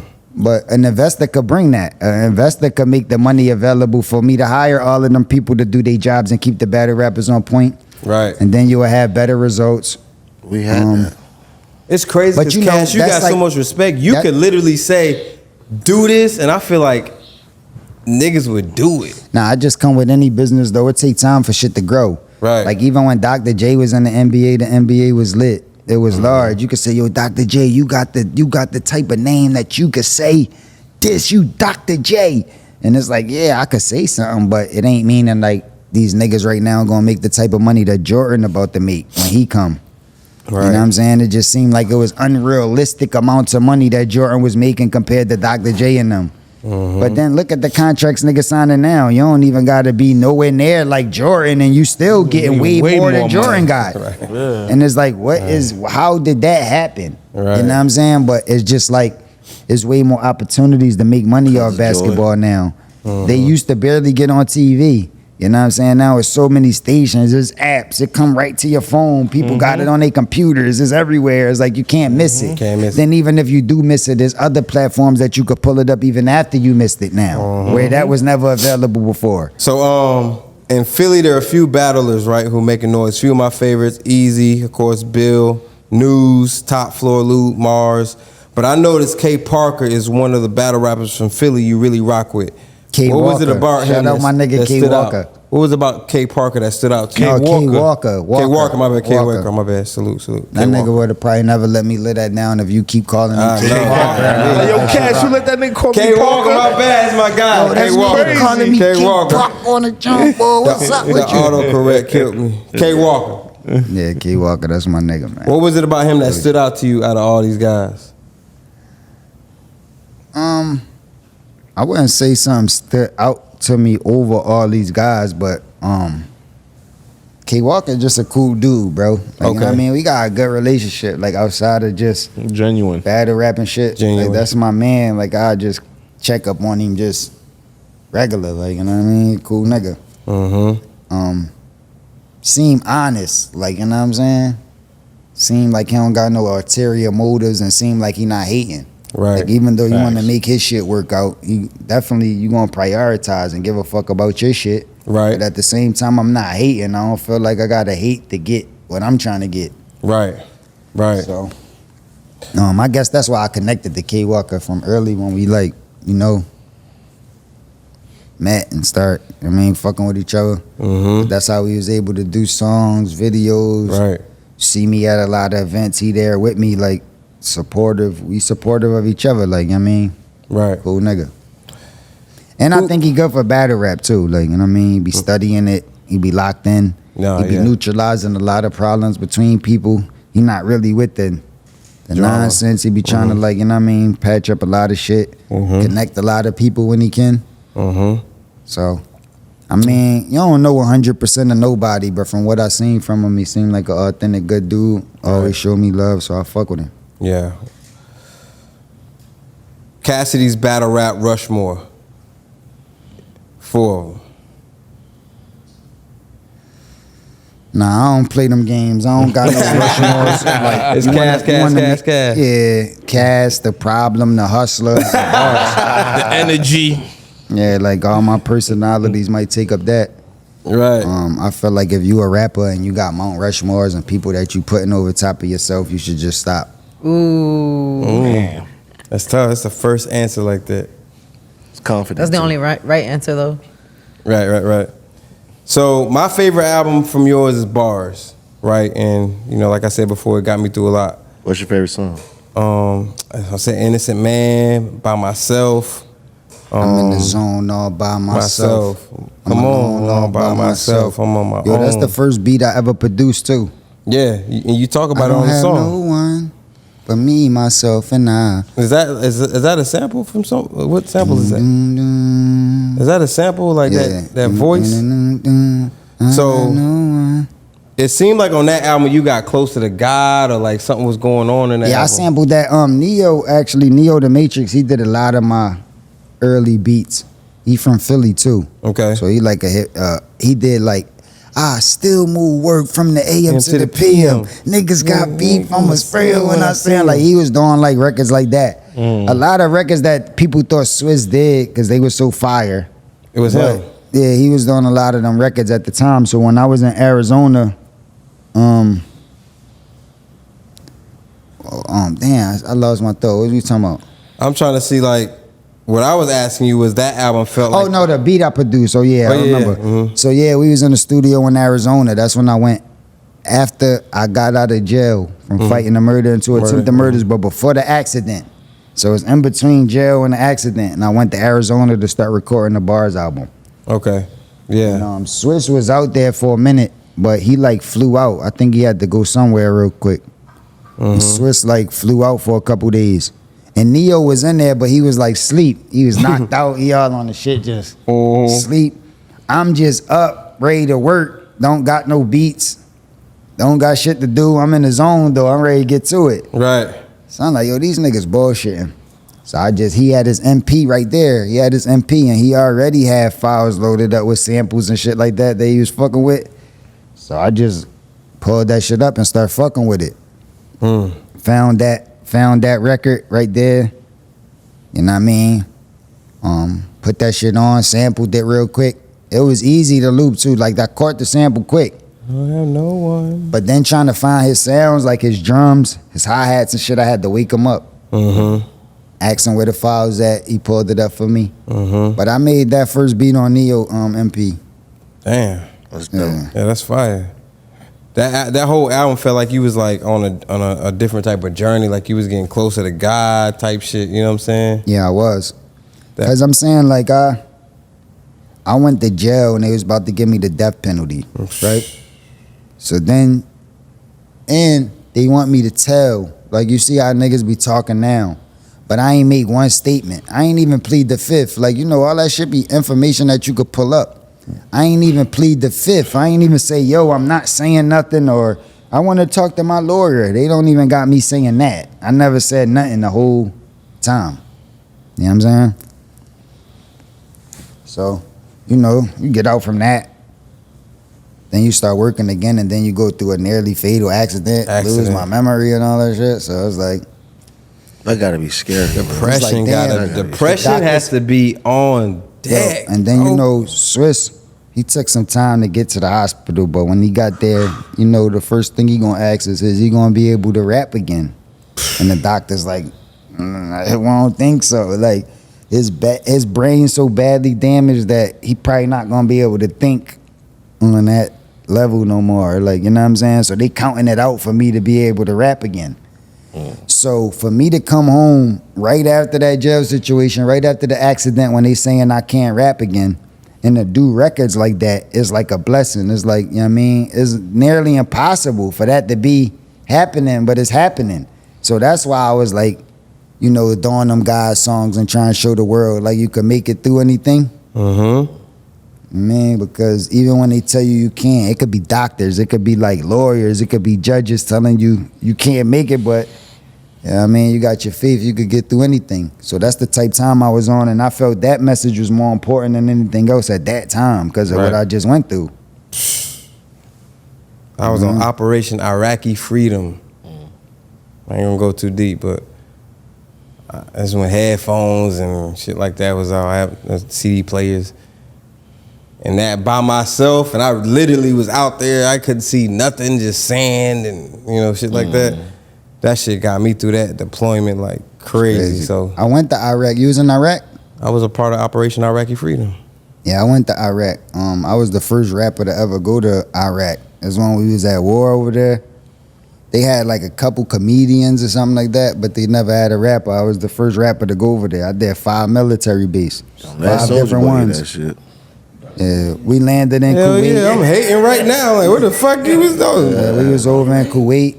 Kuwait, I went to Kuwait. No, I landed in Kuwait and we stayed there one night. But then, you know, to get to Iraq, to them base, you got to get on helicopters and they got to take you different. It's not like you could just fly there. Hell nah. So we had to land in Kuwait regular. Blow your shit up. And then the next day, they got us on helicopters with soldiers with the chopper sticking out the sides. And I remember one time we was on the on the helicopter, and I thought they blew us up because I heard this fucking, yo, my nigga, that shit scared the shit out of me. I ain't gonna lie. Cause you see them niggas with the shit out the side, and they saying it's dangerous, and when you looking down, you seeing all these sand and all this shit that looking crazy, right? But then all of a sudden we flying, and I just heard this loud ass noise. You can hear him? Just start shaking. I'm like, oh yeah, I heard this loud ass noise. And that helicopter started shaking a little bit, and I thought they hit us with some shit. I thought it was over. It's over. Cat's like, why did I do this shit? What was it? I'm thinking this shit over, bro. But I'm like, we not dead. I don't see nobody blowing up, and I'm like this, and I'm looking at the soldier niggas, and I'm like trying to see like what they gonna say. And they looking like they ain't looking like shook like they worried and shit. Yeah, they looking like kind of regular. And I'm like, yo, what the fuck is going on? And then the other soldier that was talking to, she's like, oh, no, that's they launched some like heat seeking. Some heat sensor shit from the chopper, like in case somebody was trying to like launch some shit at them. A heat sense, like they can't missile, find a exactly. heat-seeking missile. Yeah. They'll launch some heat shit around the helicopter, and it'll go from the helicopter where to hit that instead of the helicopter. Yeah, it's like to divert the missile. But nothing ain't shoot at us. They just, I guess, was testing the shit. He said he was looking or just at making sure they're like, he was cats looking coming at down. them. He was looking at them like, we let good. that shit off, bro, and I heard that noise and the shit started boo, like, yo, shit, like, what the fuck? Yo, that So we shit under was attack. crazy. But that shit was fun, though, man. It's like, I'm happy I did it. It's like, it was crazy, but that shit was dope. That shit got me And too, in the bro. military, I'm mad I y'all missed that. They niggas said be that's eating Paul good. Wall. This is what people think. Y'all be like struggling. I fuck with Paul Wall, bro. Like, damn. They ain't Niggas be saying thinking, like, I ain't gonna lie. Military, This you is what I get thought. 3 square meals a day. That's what I thought. I thought niggas be like really going through it. Like you be in the mud, you never know when you gonna eat. You got some little food packs trying to survive. It's like crazy. The mess hall be nice. Man, that fucking that shit was incredible. That was like one of the best fucking like versions of like yo, it's like a whole shit, bro, buffet of everything, bro. They got this one section, bro. It's like like fruit and like fresh shit, like solid-y fresh fruit shit. Got another table is like all Chinese like type of shit, Asian shit. Damn. Another section that's all like fried shit, like they chopping up like shit right there. You acting like you had a hard time, Fred. Making burgers and steaks. Everybody Like, don't what get you that. want? Then Galley, you go, though. It's then called you a go galley. to- Everybody don't get to go to that Then galley. you go to another joint. They got the lobster section. Yo, I got 4 lobsters on my plate. I'm just grabbing lobsters. They got the fucking other section with the fucking Italian food. Another section with the cakes. Another section with this. Like all around is just food, and all these chefs just constantly cooking. And you could get all you can eat. There's no stopping. Like you could just keep he going. Can get all he can eat. Them niggas get us up out of there. Yo, that shit was It was fire though. You coming for your food? Nah, that You got shit was extra fire. ration for you. Him and the Chiefs. Nah, them He was in there with soldiers. Chiefs. You got 2 minutes to eat your whole meal and shit? Nah, that shit was fire. I'm like holding up the lobsters. I'm like, yo, these niggas eat good out here. And the food was good too. Them niggas, that shit was good, bro. So Cass, I'm like, that's the good part about it. At least y'all get to eat good. some of it, I mean, that you went through another section. Like Chiefs and shit, like Yeah, that's the officers. officers, like the cats, they ain't gonna throw it with the E4. You privates is eating in the fucking barracks Come and on, shit or some bullshit. facts. But it should be still alright. Don't give them Should be flashbacks. still alright. So Nah, but Do you that got- was just, I told you I went to 5 base. So one of the base had that big mess hall shit with the lobsters and all that shit I'm talking about. But everyone wasn't like that. Like one base ain't have no houses or rooms at all. Like we had to stay in like tents.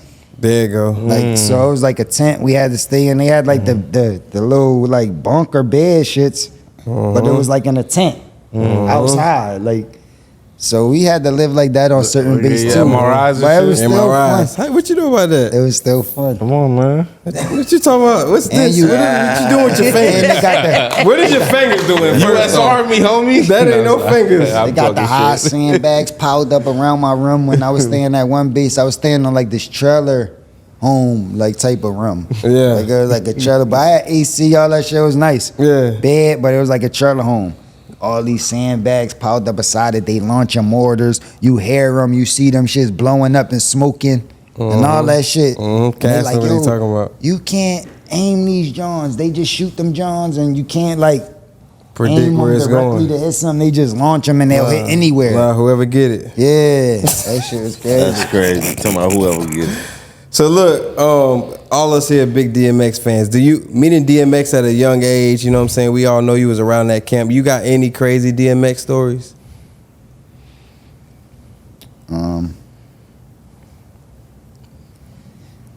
Yeah, I mean, the craziest story is like, I mean, I don't got no real crazy stories like that. I ain't really hang with X like that. Well, I fuck with him though. You know what I mean? Like by the time I got signed to Rough Riders, X was already Gone. on and lit. Like you know what I'm saying? So I mean, we ain't fuck with each other all like that. But I remember I went to Arizona one time, and I think this was the same time I told you about earlier when I was down there recording the album. I was out there for months, like I was living out there. And Dr. Benjamin came to come check me. Dr. Benjamin from Belly, he was the one that was preaching the X and I's and all the movie and all that. But he like on one of my albums, like Is It Because I'm Black? He do like a skit. Oh yeah. On one of my albums and afterwards, like before and afterwards, talking about different shit. So we like connected from back then. So we always been cool. So when he came out there, he got with me. Came to the house, came to come check me and all that. So I'm thinking like, yo, DMX live out here. He was in the movie with X, but he out here with me. We need to go see X. Like, you know what I mean? So that's how we put it together, went to go see X. And I took Dr. Ben with me. You know what I mean? We shooting pool, vibing out, talking. Man, it was a dope vibe. But like while we leaving X house, it's like house is like far away from the road that you gotta get to leave, right? Right. So he go out, he showing me all his new 4-wheelers, showing me all the shit he got, like, you know what I mean? We vibing. But when we about to leave, like we in the truck and he get on the 4-wheeler to show us like how to get to the road to leave. He like on the 4-wheeler in front of us. So he riding the 4-wheeler and we following him in the truck. So, you know what I mean? All of a sudden, when we get like halfway through the road, he stopped and he turned the bike around. So now his bike lights his face in the truck. And he like, yo. So we roll the window down. He like, yo, you want to see a scorpion? I'm like, what? He like, you want to see a scorpion? I'm like, yeah, fuck it. Like, you know what I'm saying? So I just get out. It's dark as shit, though. He got the lights right there. That's why he turned the bike around so the lights could be facing the ground so he could see it. Yeah. And I'm just like, I get out, and there's this like a big-ass scorpion, though. Like a big-ass John. Big as your hand? Like hand size? Like, how big? Nigga. That shit was big as hell. Damn, they that big? It wasn't one of them little joints? Nigga, that shit was big as hell. Like some crazy shit. And he like, look, nigga, that shit big.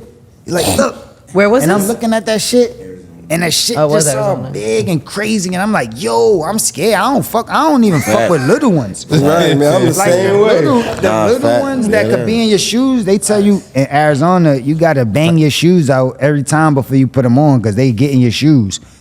And if you put your shoes on with one of them shits in there, they gonna sting you, and the little ones sting the worst. Because the bigger ones can control their poison. They won't let it all out. They'll just do it enough to hurt you. Right. But the little ones can't control their shit, so they'll let all their shit out and kill you. They gonna lay you down. So it's like, I don't fuck with them shits, but that shit was so big. And that nigga like, look, nigga.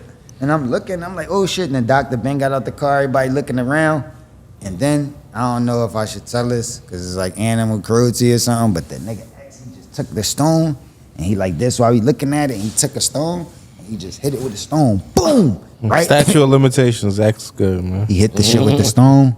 A big ass rock too. He hit, and I told you the shit was big, and he hit it with a stone, but the stone like separated his tail from his body. And you could see the poison like leaking off, and then X grabbed the tip of the tail where they sting you at and held it up like, look, dog. And you could just see it was a big ass tail and the poison dripping from it like this. And he's like, look, dog, shit crazy. I'm like, yo, put that shit down, bro. Like, you touching the fucking, that shit look crazy. I wasn't even to pick that shit up. That nigga like, look, dog. I'm like, yo. That's wild. That was like the biggest scorpion I ever seen. X killed it, had the tail in the air, poison just hanging. Yeah. And I'm like, yo, that's crazy. That's fucking crazy. And he got back on the 4-wheeler, showed us to the road. We Thank broke you for out. the story. Yeah. Nah, that's fucking crazy. Finally got one. We've been asking for one for a while. Facts. Now, you know, when we see Cass, man, we see somebody who's always on top, got everything together, you know, and you know, we just talked about all the shit you've been through, you know what I'm saying, from the music industry, battle rap life, losing people, you done laid somebody down. Are you in any kind of like therapy? Like, how do you handle all the stuff you have been through throughout your life? Losing I'm not people. in therapy. I might need some though. Yeah, how you handle all this the way you handle it, bro? Like, you got somebody, like, what is it? How do you... Man, I mean, just keep my faith. I don't really know, man. You know, you can't really tell how you made up. You just like that. You know what I I don't really know how I'm able to deal with it. I don't know. Just that shit crazy. I guess that's probably why I am dealing with that type of stuff though, because I am cut for it. Like, you know what I'm saying? Right. Probably gotta go through the stuff to be who I need to be and have the story I need to tell. I mean, right. Damn, because I don't even know if all the shit that you carry, bro. And this is just what I know. You lived a long life in the media, so this is just what I know. So you probably got things that you know the public don't know. Situations you carrying on your back, like. and it's harder because everybody got the right to make a mistake, but when you in the limelight and everybody analyzing every move you make, you don't feel the same. Like the person that could be like, even if you slightly famous, like, you know what I'm saying, but you not like a mega star, or like everybody ain't all down your back just watching everything you do. You know what I mean? You might feel like, damn, I want to be that mega star. I want to be the person that just walk in and everybody going crazy and I got groupies. Like, that's the cool part of it. You know what I'm saying? But there's a lot more that come with that shit that you gonna wish, like, yo, I wish I was just regular, bro. Like, you know what I'm saying? Regular nigga. You ever wish you was regular like more that? Shit. You ever Like, wish that? You can't even be active right now once you famous. Like, everybody know you, no matter where you go, what country. Like, it's gonna be somebody there that recognize you, that know you. You can't get active. You can't do nothing. You can't. Yeah. You know what I mean? Like, you shit could be gotta a be regular tough. nigga and be like, yo, man, I'm about to go, like, the next 6 months. I'm not buying nothing. I ain't doing nothing. I'm grinding. I'm getting my bag up. I mean, for the next 6 months. Then I'm going to bust a move. Right. And you be a regular nigga. You do that, it's fine. Like, there's no problems. You don't feel no type of way. But you could be in the limelight. You could do that shit for 6 days and it be all type of problems. What's up with him? You a smoker? You a crackhead? What's happened to you? What's wrong with you? Right. And it's like, you know what I'm saying? So, Heavy as the hat. yeah, it ain't easy, but I guess, like, somebody gotta do it. Right. Facts. And I told you it's worth it for that high, like making people feel good with what I say. Bars. Like having people like you, like, yo, I was going through something and this song got me through it. Like, you know what I'm saying? I hear that a lot. Word. I went to Russia one time. Damn. I did this New Year's party in Russia. It's already cold in Russia, so you can imagine if it's New Year's. It's kind of cold. Brick. But it's lit in Russia, bro. They got the girls dancing in there like it's a strip club, but it's not a strip club. It's like a regular club. Really? The girls Russia's dancing lit. around. It's super lit. Russia's crazy. It seemed like it'd be boring, cold. You don't know about Russia. I don't. Yeah, Russia was lit. I ain't trying to go. You said you ain't trying to go? Nah. Vas vidanya, my dude. My man Putin is out there, man. Thank you. Yeah. Somebody in Russia told you that you inspired them or something. Oh yeah, I was in Russia and I was busting it up with this ball. And I'm in my section and I'm just chilling. He come over to me like, yo, fuck with you, Cass. I'm a super fan. Yo, I love you, all that, blah, da, da, da. And I'm like, yo, appreciate it. And he was just standing around for a minute. But soon we got to talking. He like, yo, the reason why I fuck with you so much, he like, yo, I love you, bro. You don't understand how much, like, you changed my life. He like, yo, you the reason why I'm like how I am. And I'm like, what you talking about? He like, yo, I ain't even know how to speak English. This is what he tell me. He said, when I first seen you, he said, he first seen me on TV or something. Somewhere he say he seen me. He like, he ain't speak no English. But he said he seen me rapping, and he said the way he seen my face and like my arms and my body language and how I look so serious. Start imitating. He said he didn't know what I was saying, but he wanted to know what I was saying. Like, I got to know what this person's saying by looking like that, saying it. And he said that's when he started like hearing certain words. Start trying to figure out what it was, looking it up. Right. But he still couldn't fully understand it. And he said he wanted to fully understand me because how I was. So that's what made him start studying English.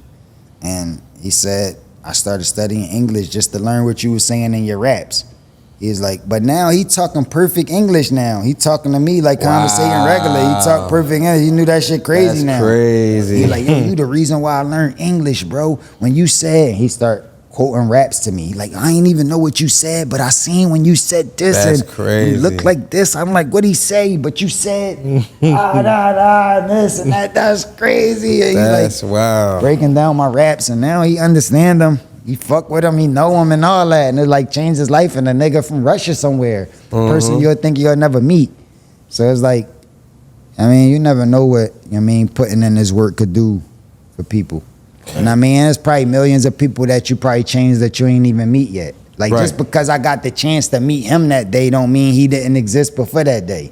I just ain't know about him. How's the relationship between you and A.R. Shout out to Randy from Philly. He sent this in. Randy? And A.R. Shout out to Randy. A.R. my brother, regardless of like the history or whatever, like we've been through a lot. Reason why you probably asking the question about A.R. is because I brought him to the table. Like, you know what I'm saying? I made That's him how I heard of him for sure. popular. Like, I got him lit. Even gave him direction with how to get nice with rap. You know what I mean? That was my nigga, so. You know what I mean? It's sad, man, doing wild time. I don't wish that on nobody. But like even years before Ab court them cases and went through all that, like we kind of like wasn't as close as we used to be. Like we kind of like, I mean, not like we was, I mean, at war beefing. We just like separated, wasn't communicating, wasn't really doing music, or he had his own thing going and I was focusing on my shit. So right. I mean, we wasn't really connected, like even before he went in. So right. I mean, I'm not like communicating with him. We ain't friends. It's not like I'm going to go visit him and check him in jail and all that. Like, you know what I'm saying? But I mean, I do wish him the best, and I know AR, so that shit is sad, like what he dealing with. Him and this whole team. Yeah, he had a lot of people behind him. Yeah, but I already kind of sense that energy. Not saying I sense that happening, but I just sense like everything wasn't right, and that's another reason why I separated myself years before that happened anyway. Right. You know what I mean? Shit wasn't right. You felt it, like, I'm Yeah, out. I knew it. I knew it for sure. Like, I knew it from the beginning, even when, like, because when I first got with AR, when I first met AR, it was from that homicide case that I caught. Right. Like, you know, that's when we started working after that. Like, before that case I caught, Ab wasn't with me. It's not like y'all knew Ab and we was together before that. Like, all that shit came after that. It did. So I already knew it was a little shaky from the beginning. You know what I'm saying? The foundation wasn't like... Yeah, not necessarily him, but just niggas around and shit that come with him being him. Right. You know what I mean? So that's why I came up with this plan for him. You know what I mean? That Top Goon image. You gotta come with these bars. You gotta rap like this. Like, that's an outlet. You could get to a bag like that. Just gotta take it serious. You know what I mean? It was hard for a street nigga to understand how serious to take it. So, but I fuck with AR. He a good nigga. Like, that way people think AR is from the blogs and shit like that. That's not who he is. Yeah, like, I mean, it could be a part of him. Like, you know what I'm saying? It could be like a part of him, but how I know that nigga and how we used to deal with each other, it wasn't like that. Like how he blogging and how people think he is. Like, nah, that nigga was super cool. You know what I mean? Genuine. And me and AR, we never even had an argument. I guess people think like that. That shit was like a little mix-up, them blogs and shit like that. Ab never even raised his voice at me, bro. He never even like got loud with me before. That's the type of relationship where he never like even frowned up his face and got mad like before. Yeah. So like that let you know. Yeah, we don't got no, like, we ain't never fight or nothing. It just was a misunderstanding. But when we was around each other, it was always love. I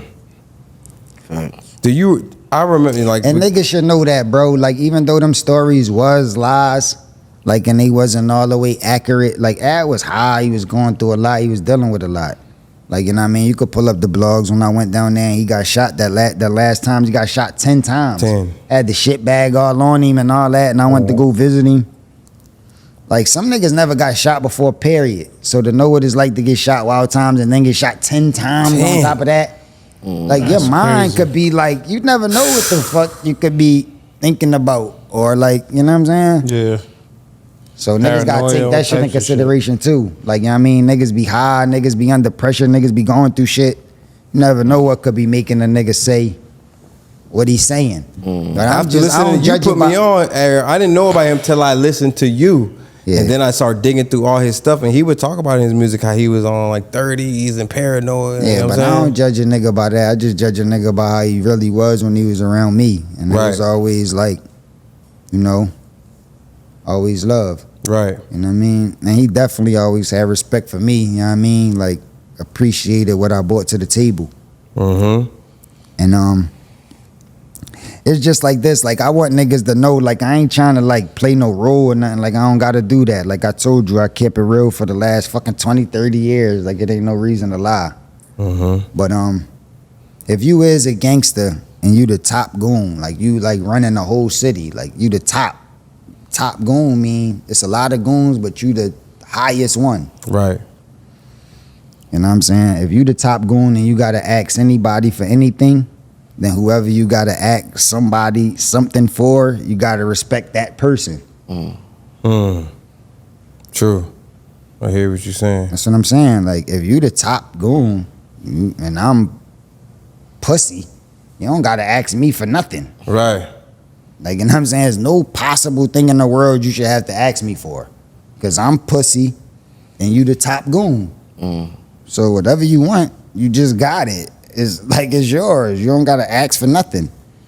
The only way I would have to ask for something, and if the nigga say no, I still can't have it. Like, he gotta be, if I'm the top goon, it gotta be some level of respect there. Hell yeah. You know what I mean? So it's not, I'm not adding nothing to the story. I'm just saying, listen to the stories he say. When he say, yo, I used to sleep on this couch and we had to ask him, can I eat his son cookies? And ask him, can I get something to eat? Or something like that. Yes, that is. And it's like, yo, my nigga, like, you know, that's the way you could see, like, it was like respect. You know what I mean? Yeah. So I feel bad that Ab going through that situation. You know what I mean? Free the men. Free the men. But it is what it is, man. I mean, every action got a reaction. Shit be having consequences, shit be happening. You know what I mean? So that's what it is. You actually had me look up Psalms 118:8. You had mentioned it. Oh yeah, but not to add to one more thing to the Ab shit. I've been seeing some interviews that he been doing now and that he been booked. Like from watching him talking, from inside. And now he talking back like the Ab I know. Like, you know what I mean? He got a good memory. It's not all the drugs involved or all the pressure from being out here. I know it's hard to be in there, but it's not the same. So he talking back like the Ab I know. You know what I'm saying? And letting people know that I'm the cast that I am, not this, you know, this other version of cast that he was trying to come with just for his own advantages at the time. You know what I mean? Right. Yeah. 100%. So you actually had me look up Psalms 118:8. You got it tatted on you somewhere, I think. Yes, sir. It's better to take refuge in the Lord than to trust in man. After you caught your case and you saw the discovery and all that, you saw what everybody was saying, you was locked up, you saw what people were saying on the radio about you. This is another like mental health question. After going through all that you went through, are you able to trust people nowadays? Like, where you at with like trusting just anybody after all that you went through?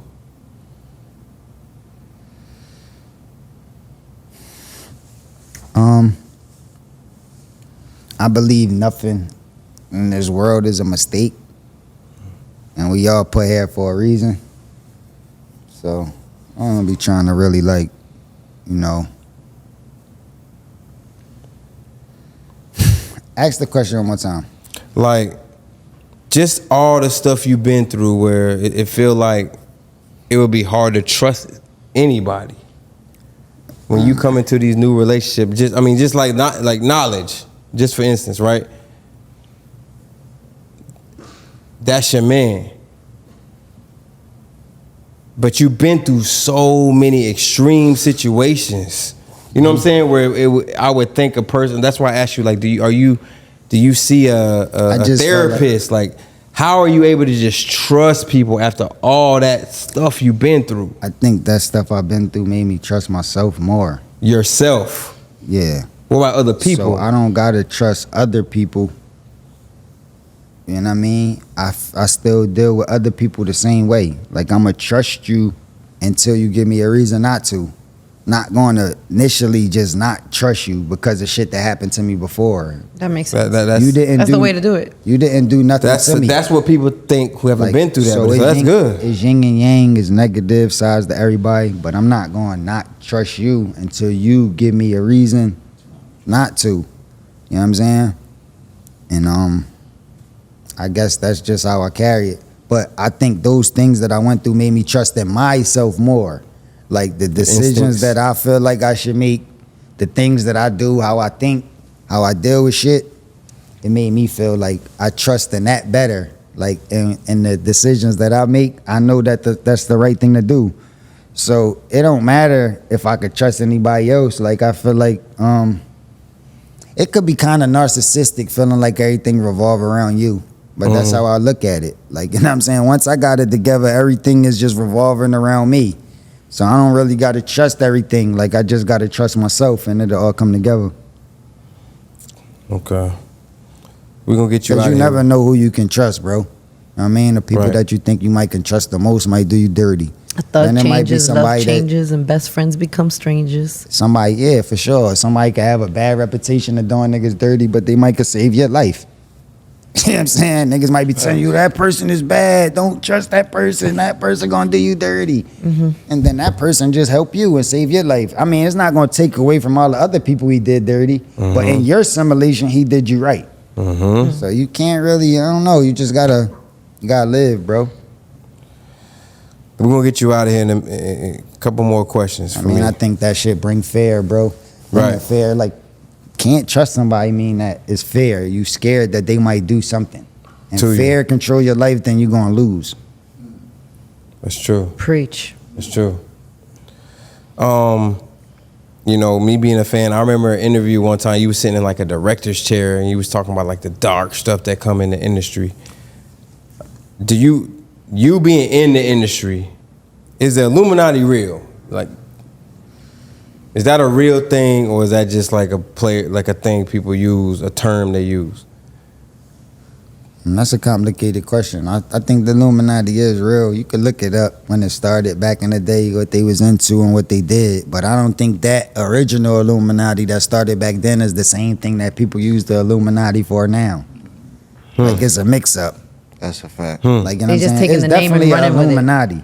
It definitely was an Illuminati that started. They had an agenda, you know what I mean? It was people that existed.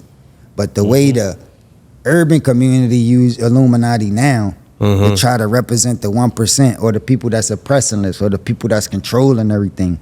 I don't feel like those two things are the same thing, but people trying to make it. You know what I mean? And I feel like you got secret organizations, but everybody that's controlling shit is not a part of that. Right. I mean, but sometimes you just want an excuse or a reason why shit not going right. You know what I mean? Or even why shit going right. Like, you know what I mean? Why people happy at Christmas time is because it's Santa Claus. Right. You know what I mean? We got to put it off on something else. Why stuff going bad is because of the devil. Why stuff going right is because of God. Why stuff going this is because of this. Why stuff ain't like this is because of the Illuminati. Why stuff like this is because of the aliens. How we got the pyramids. Aliens came and built it. It's like it's always something more. Like, you can't even fully understand yourself. So now you got to think of something that's more crazy, powerful, like, than you, and blame it on that. And that make you feel better about what's going on since you can't understand it fully. Yeah. That's it. That's all it is. And as humans, we're going to always try to figure out stuff, but until we got it figured out, we just come with theories and then let fear control us until we could get it right. Let fear control us. Yeah, we got, like, I think that's probably what it is. I always wanted to know that because I remember watching that interview. I was like, damn, he. And then I listened to your music deep. You know what I'm saying? Like I told you, I'm a fan, so I be hearing stuff you saying, like in No Diddy and just as a recent stuff, No Diddy. You, and then you look at stuff that's going on with Puff and Jay right now. It's like Cass been saying this. You know what I'm saying? So it make you want to know, like, do Cass know something? Yeah. You know what I'm trying to say? I'm a fan. Like, so I've been listening to you for a minute, like, and no shade to my team. I don't know how long they've been listening to you, but I've been listening to you. Like, mixtapes, everything. Say if it was a real, like, secret organization that was doing that, sending people down the wrong road, executing people, taking them out. Kids. And I did know, and you asked me that question. Think it would be a good idea to break down what I do know and let you know all the information that I do know on this podcast. If there is some secret organization that got all the power in the world, and God blessed me to be a chosen one to spread the message, should I just say it now? Put a target on your back. You think I should do that? That'd be the good thing to do? Nah, you're nah. I think enough people, even if I do say yes or no at this time right now, enough people will believe either way to make a difference?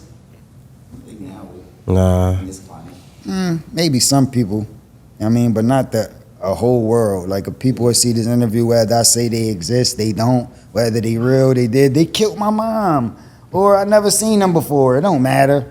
It's still like, it's just what he think. Like, I still think what I think. Everybody saying all this stuff is like, you know. Right. But listen, that's the real thing, though. I'm gonna give you some real information. The real thing is all about separation, bro. Like, that's why they throw that shit out there. Separation, bro. Nobody can Separation? agree. Yeah, that's what the main thing is. The fear that you talking about, the not trusting nobody, all that come with separation. You separate, you less powerful. Let me give you an example. Divide and conquer. When Moses was taking the Israelites out of Israel, and he was already a murderer. He already murdered something, so he already did one of the sins that's on the 10 Commandments, one of the things you should not do. But God loved them, right? God still trusted in them, still loved them. He still was leading these people out of being enslaved. Right. When he gets to the Red Sea, when the Red Sea is together, like how people, you could look at one race of people or people all together. But when people is together and they unified, it's powerful. It's hard to get through. Couldn't get through the Red Sea when they was together. You know what I'm saying? But he had to part the Red Sea. I mean, when he parted the Red Sea, this side go to this side go to this side. There's an opening in the middle, so now you could just walk right through it. Right. You know what I'm saying? So if you got a bunch of people on this side and a bunch of people on this side, they never together. So now I could just walk right through them easily. There's no problem. We could get right through this Red Sea or this whatever it is because they parted. You know what I'm saying? But when they together, we ain't going nowhere. We ain't getting through them. You know what I'm saying? Wow. I think it's like the same mentality. They try to cause separation. And that's on every level, bro. Since you've been born, there's always been separation. Like with sports, this team. What's your favorite team? I'm from this state, this person from this state. I'm light skinned, I'm dark skinned. I'm a male, she a female. I'm tall, she short. I'm thick, she skinny. I'm smart, she dumb. I'm from the hood, she from the suburbs. Her parents had money, my parents was broke. She had both parents. I grew up with my mom. I'm fucking like, it's always these, she got big titties, I got small titties. This nigga got nice sneakers, I don't got none. This nigga know how to fight a little bit.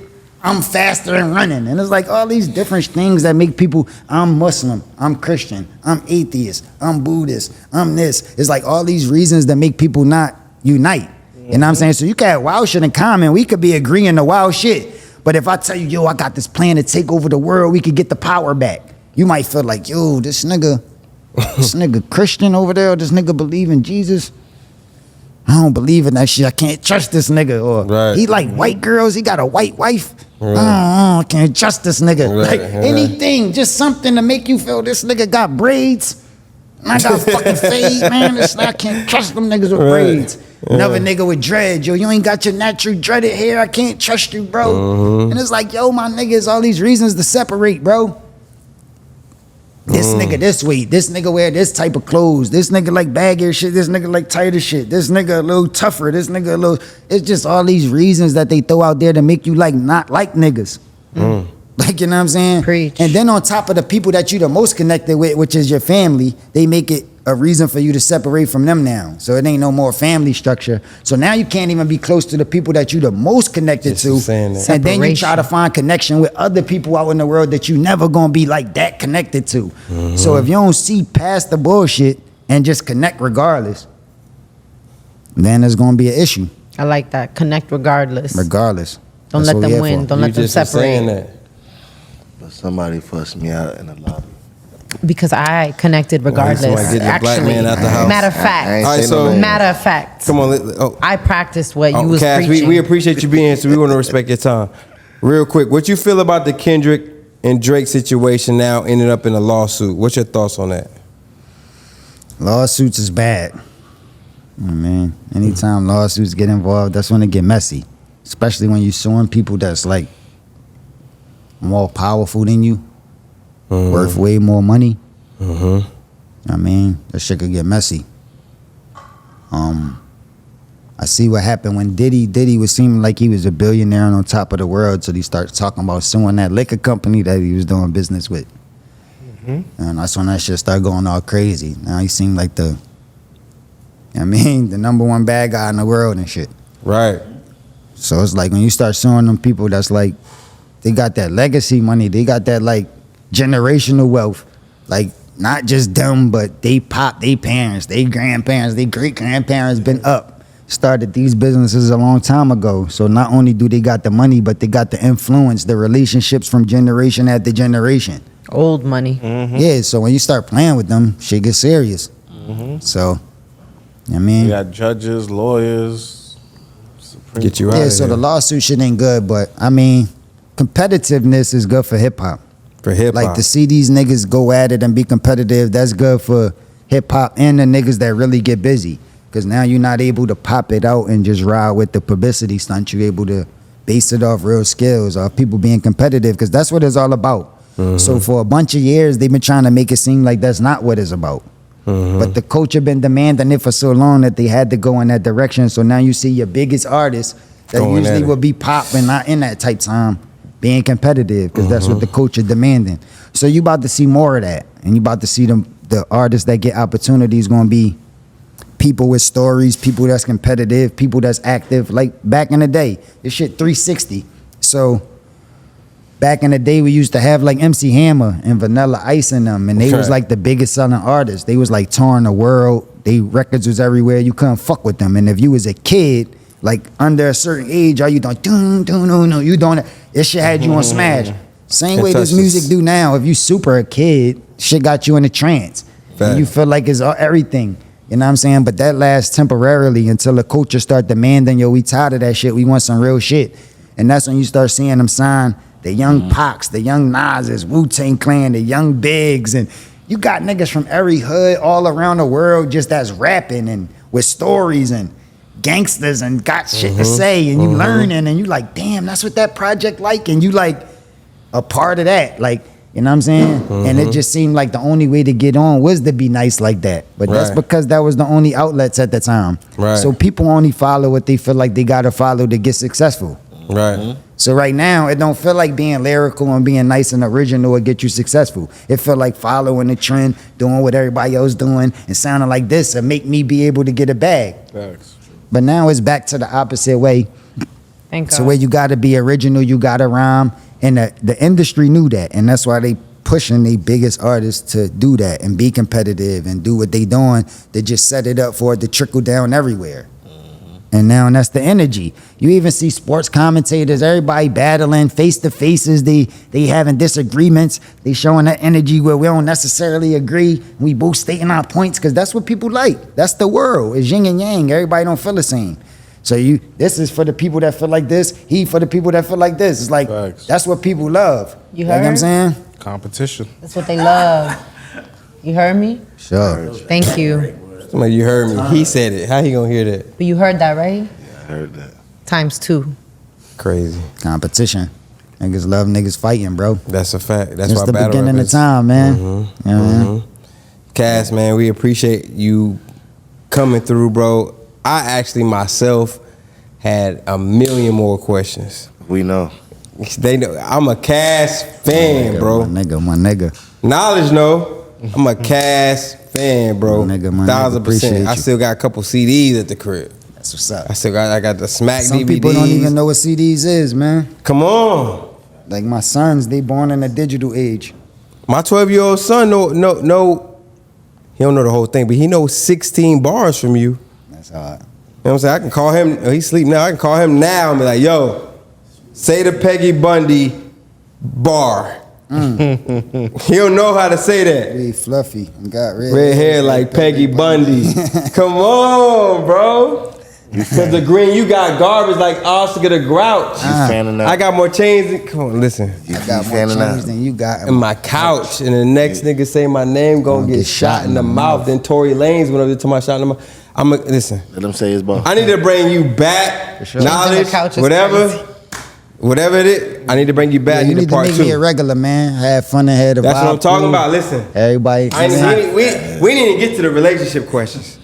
We couldn't. We couldn't because that's my bad. Long I'm a Cassidy you fan. took him around the clock, I'm around such the a back. fan. Always, I'm a always fan. walking. But after I get everything out, then You know what I'm saying? which camera is Cass? This your camera, Cass. Anything you got going, anything you want your fans to know, take us out right here. I got a lot going on. Too much to explain. Just stay in tune. Social media platforms, Cassidy_Larceny. Want to do some business, get with me, shitlitty@gmail, shitlitty. And I'm just grinding, man. New projects coming, new music. 2025 is going to be a big, big year. So I'm excited, man. I was sick for a minute, but I'm back healthy. I'm back working. I'm back outside, so I'm happy.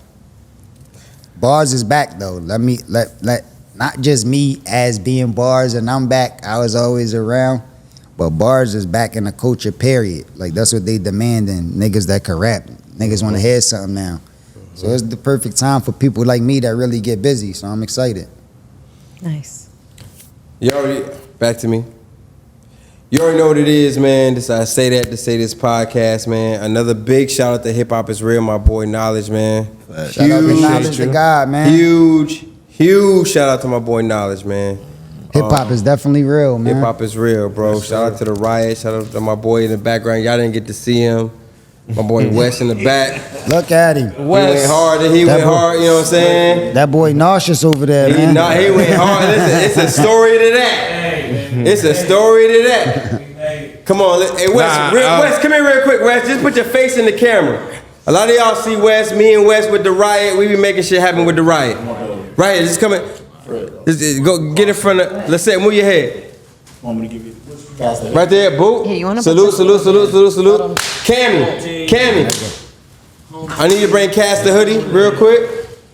Yo, I just want to say, yo, Fred, I'm proud of you. You know what I mean? From when you came in the game, doing the thing with the merch, and then just stepping your game up, creating a lot of great relationships in the culture, and you know you're doing your show. So I'm just proud of your success, and I'm happy that you're winning out here, man. Yes, Salute, Knowledge. Salute, bro. You all right? Appreciate that.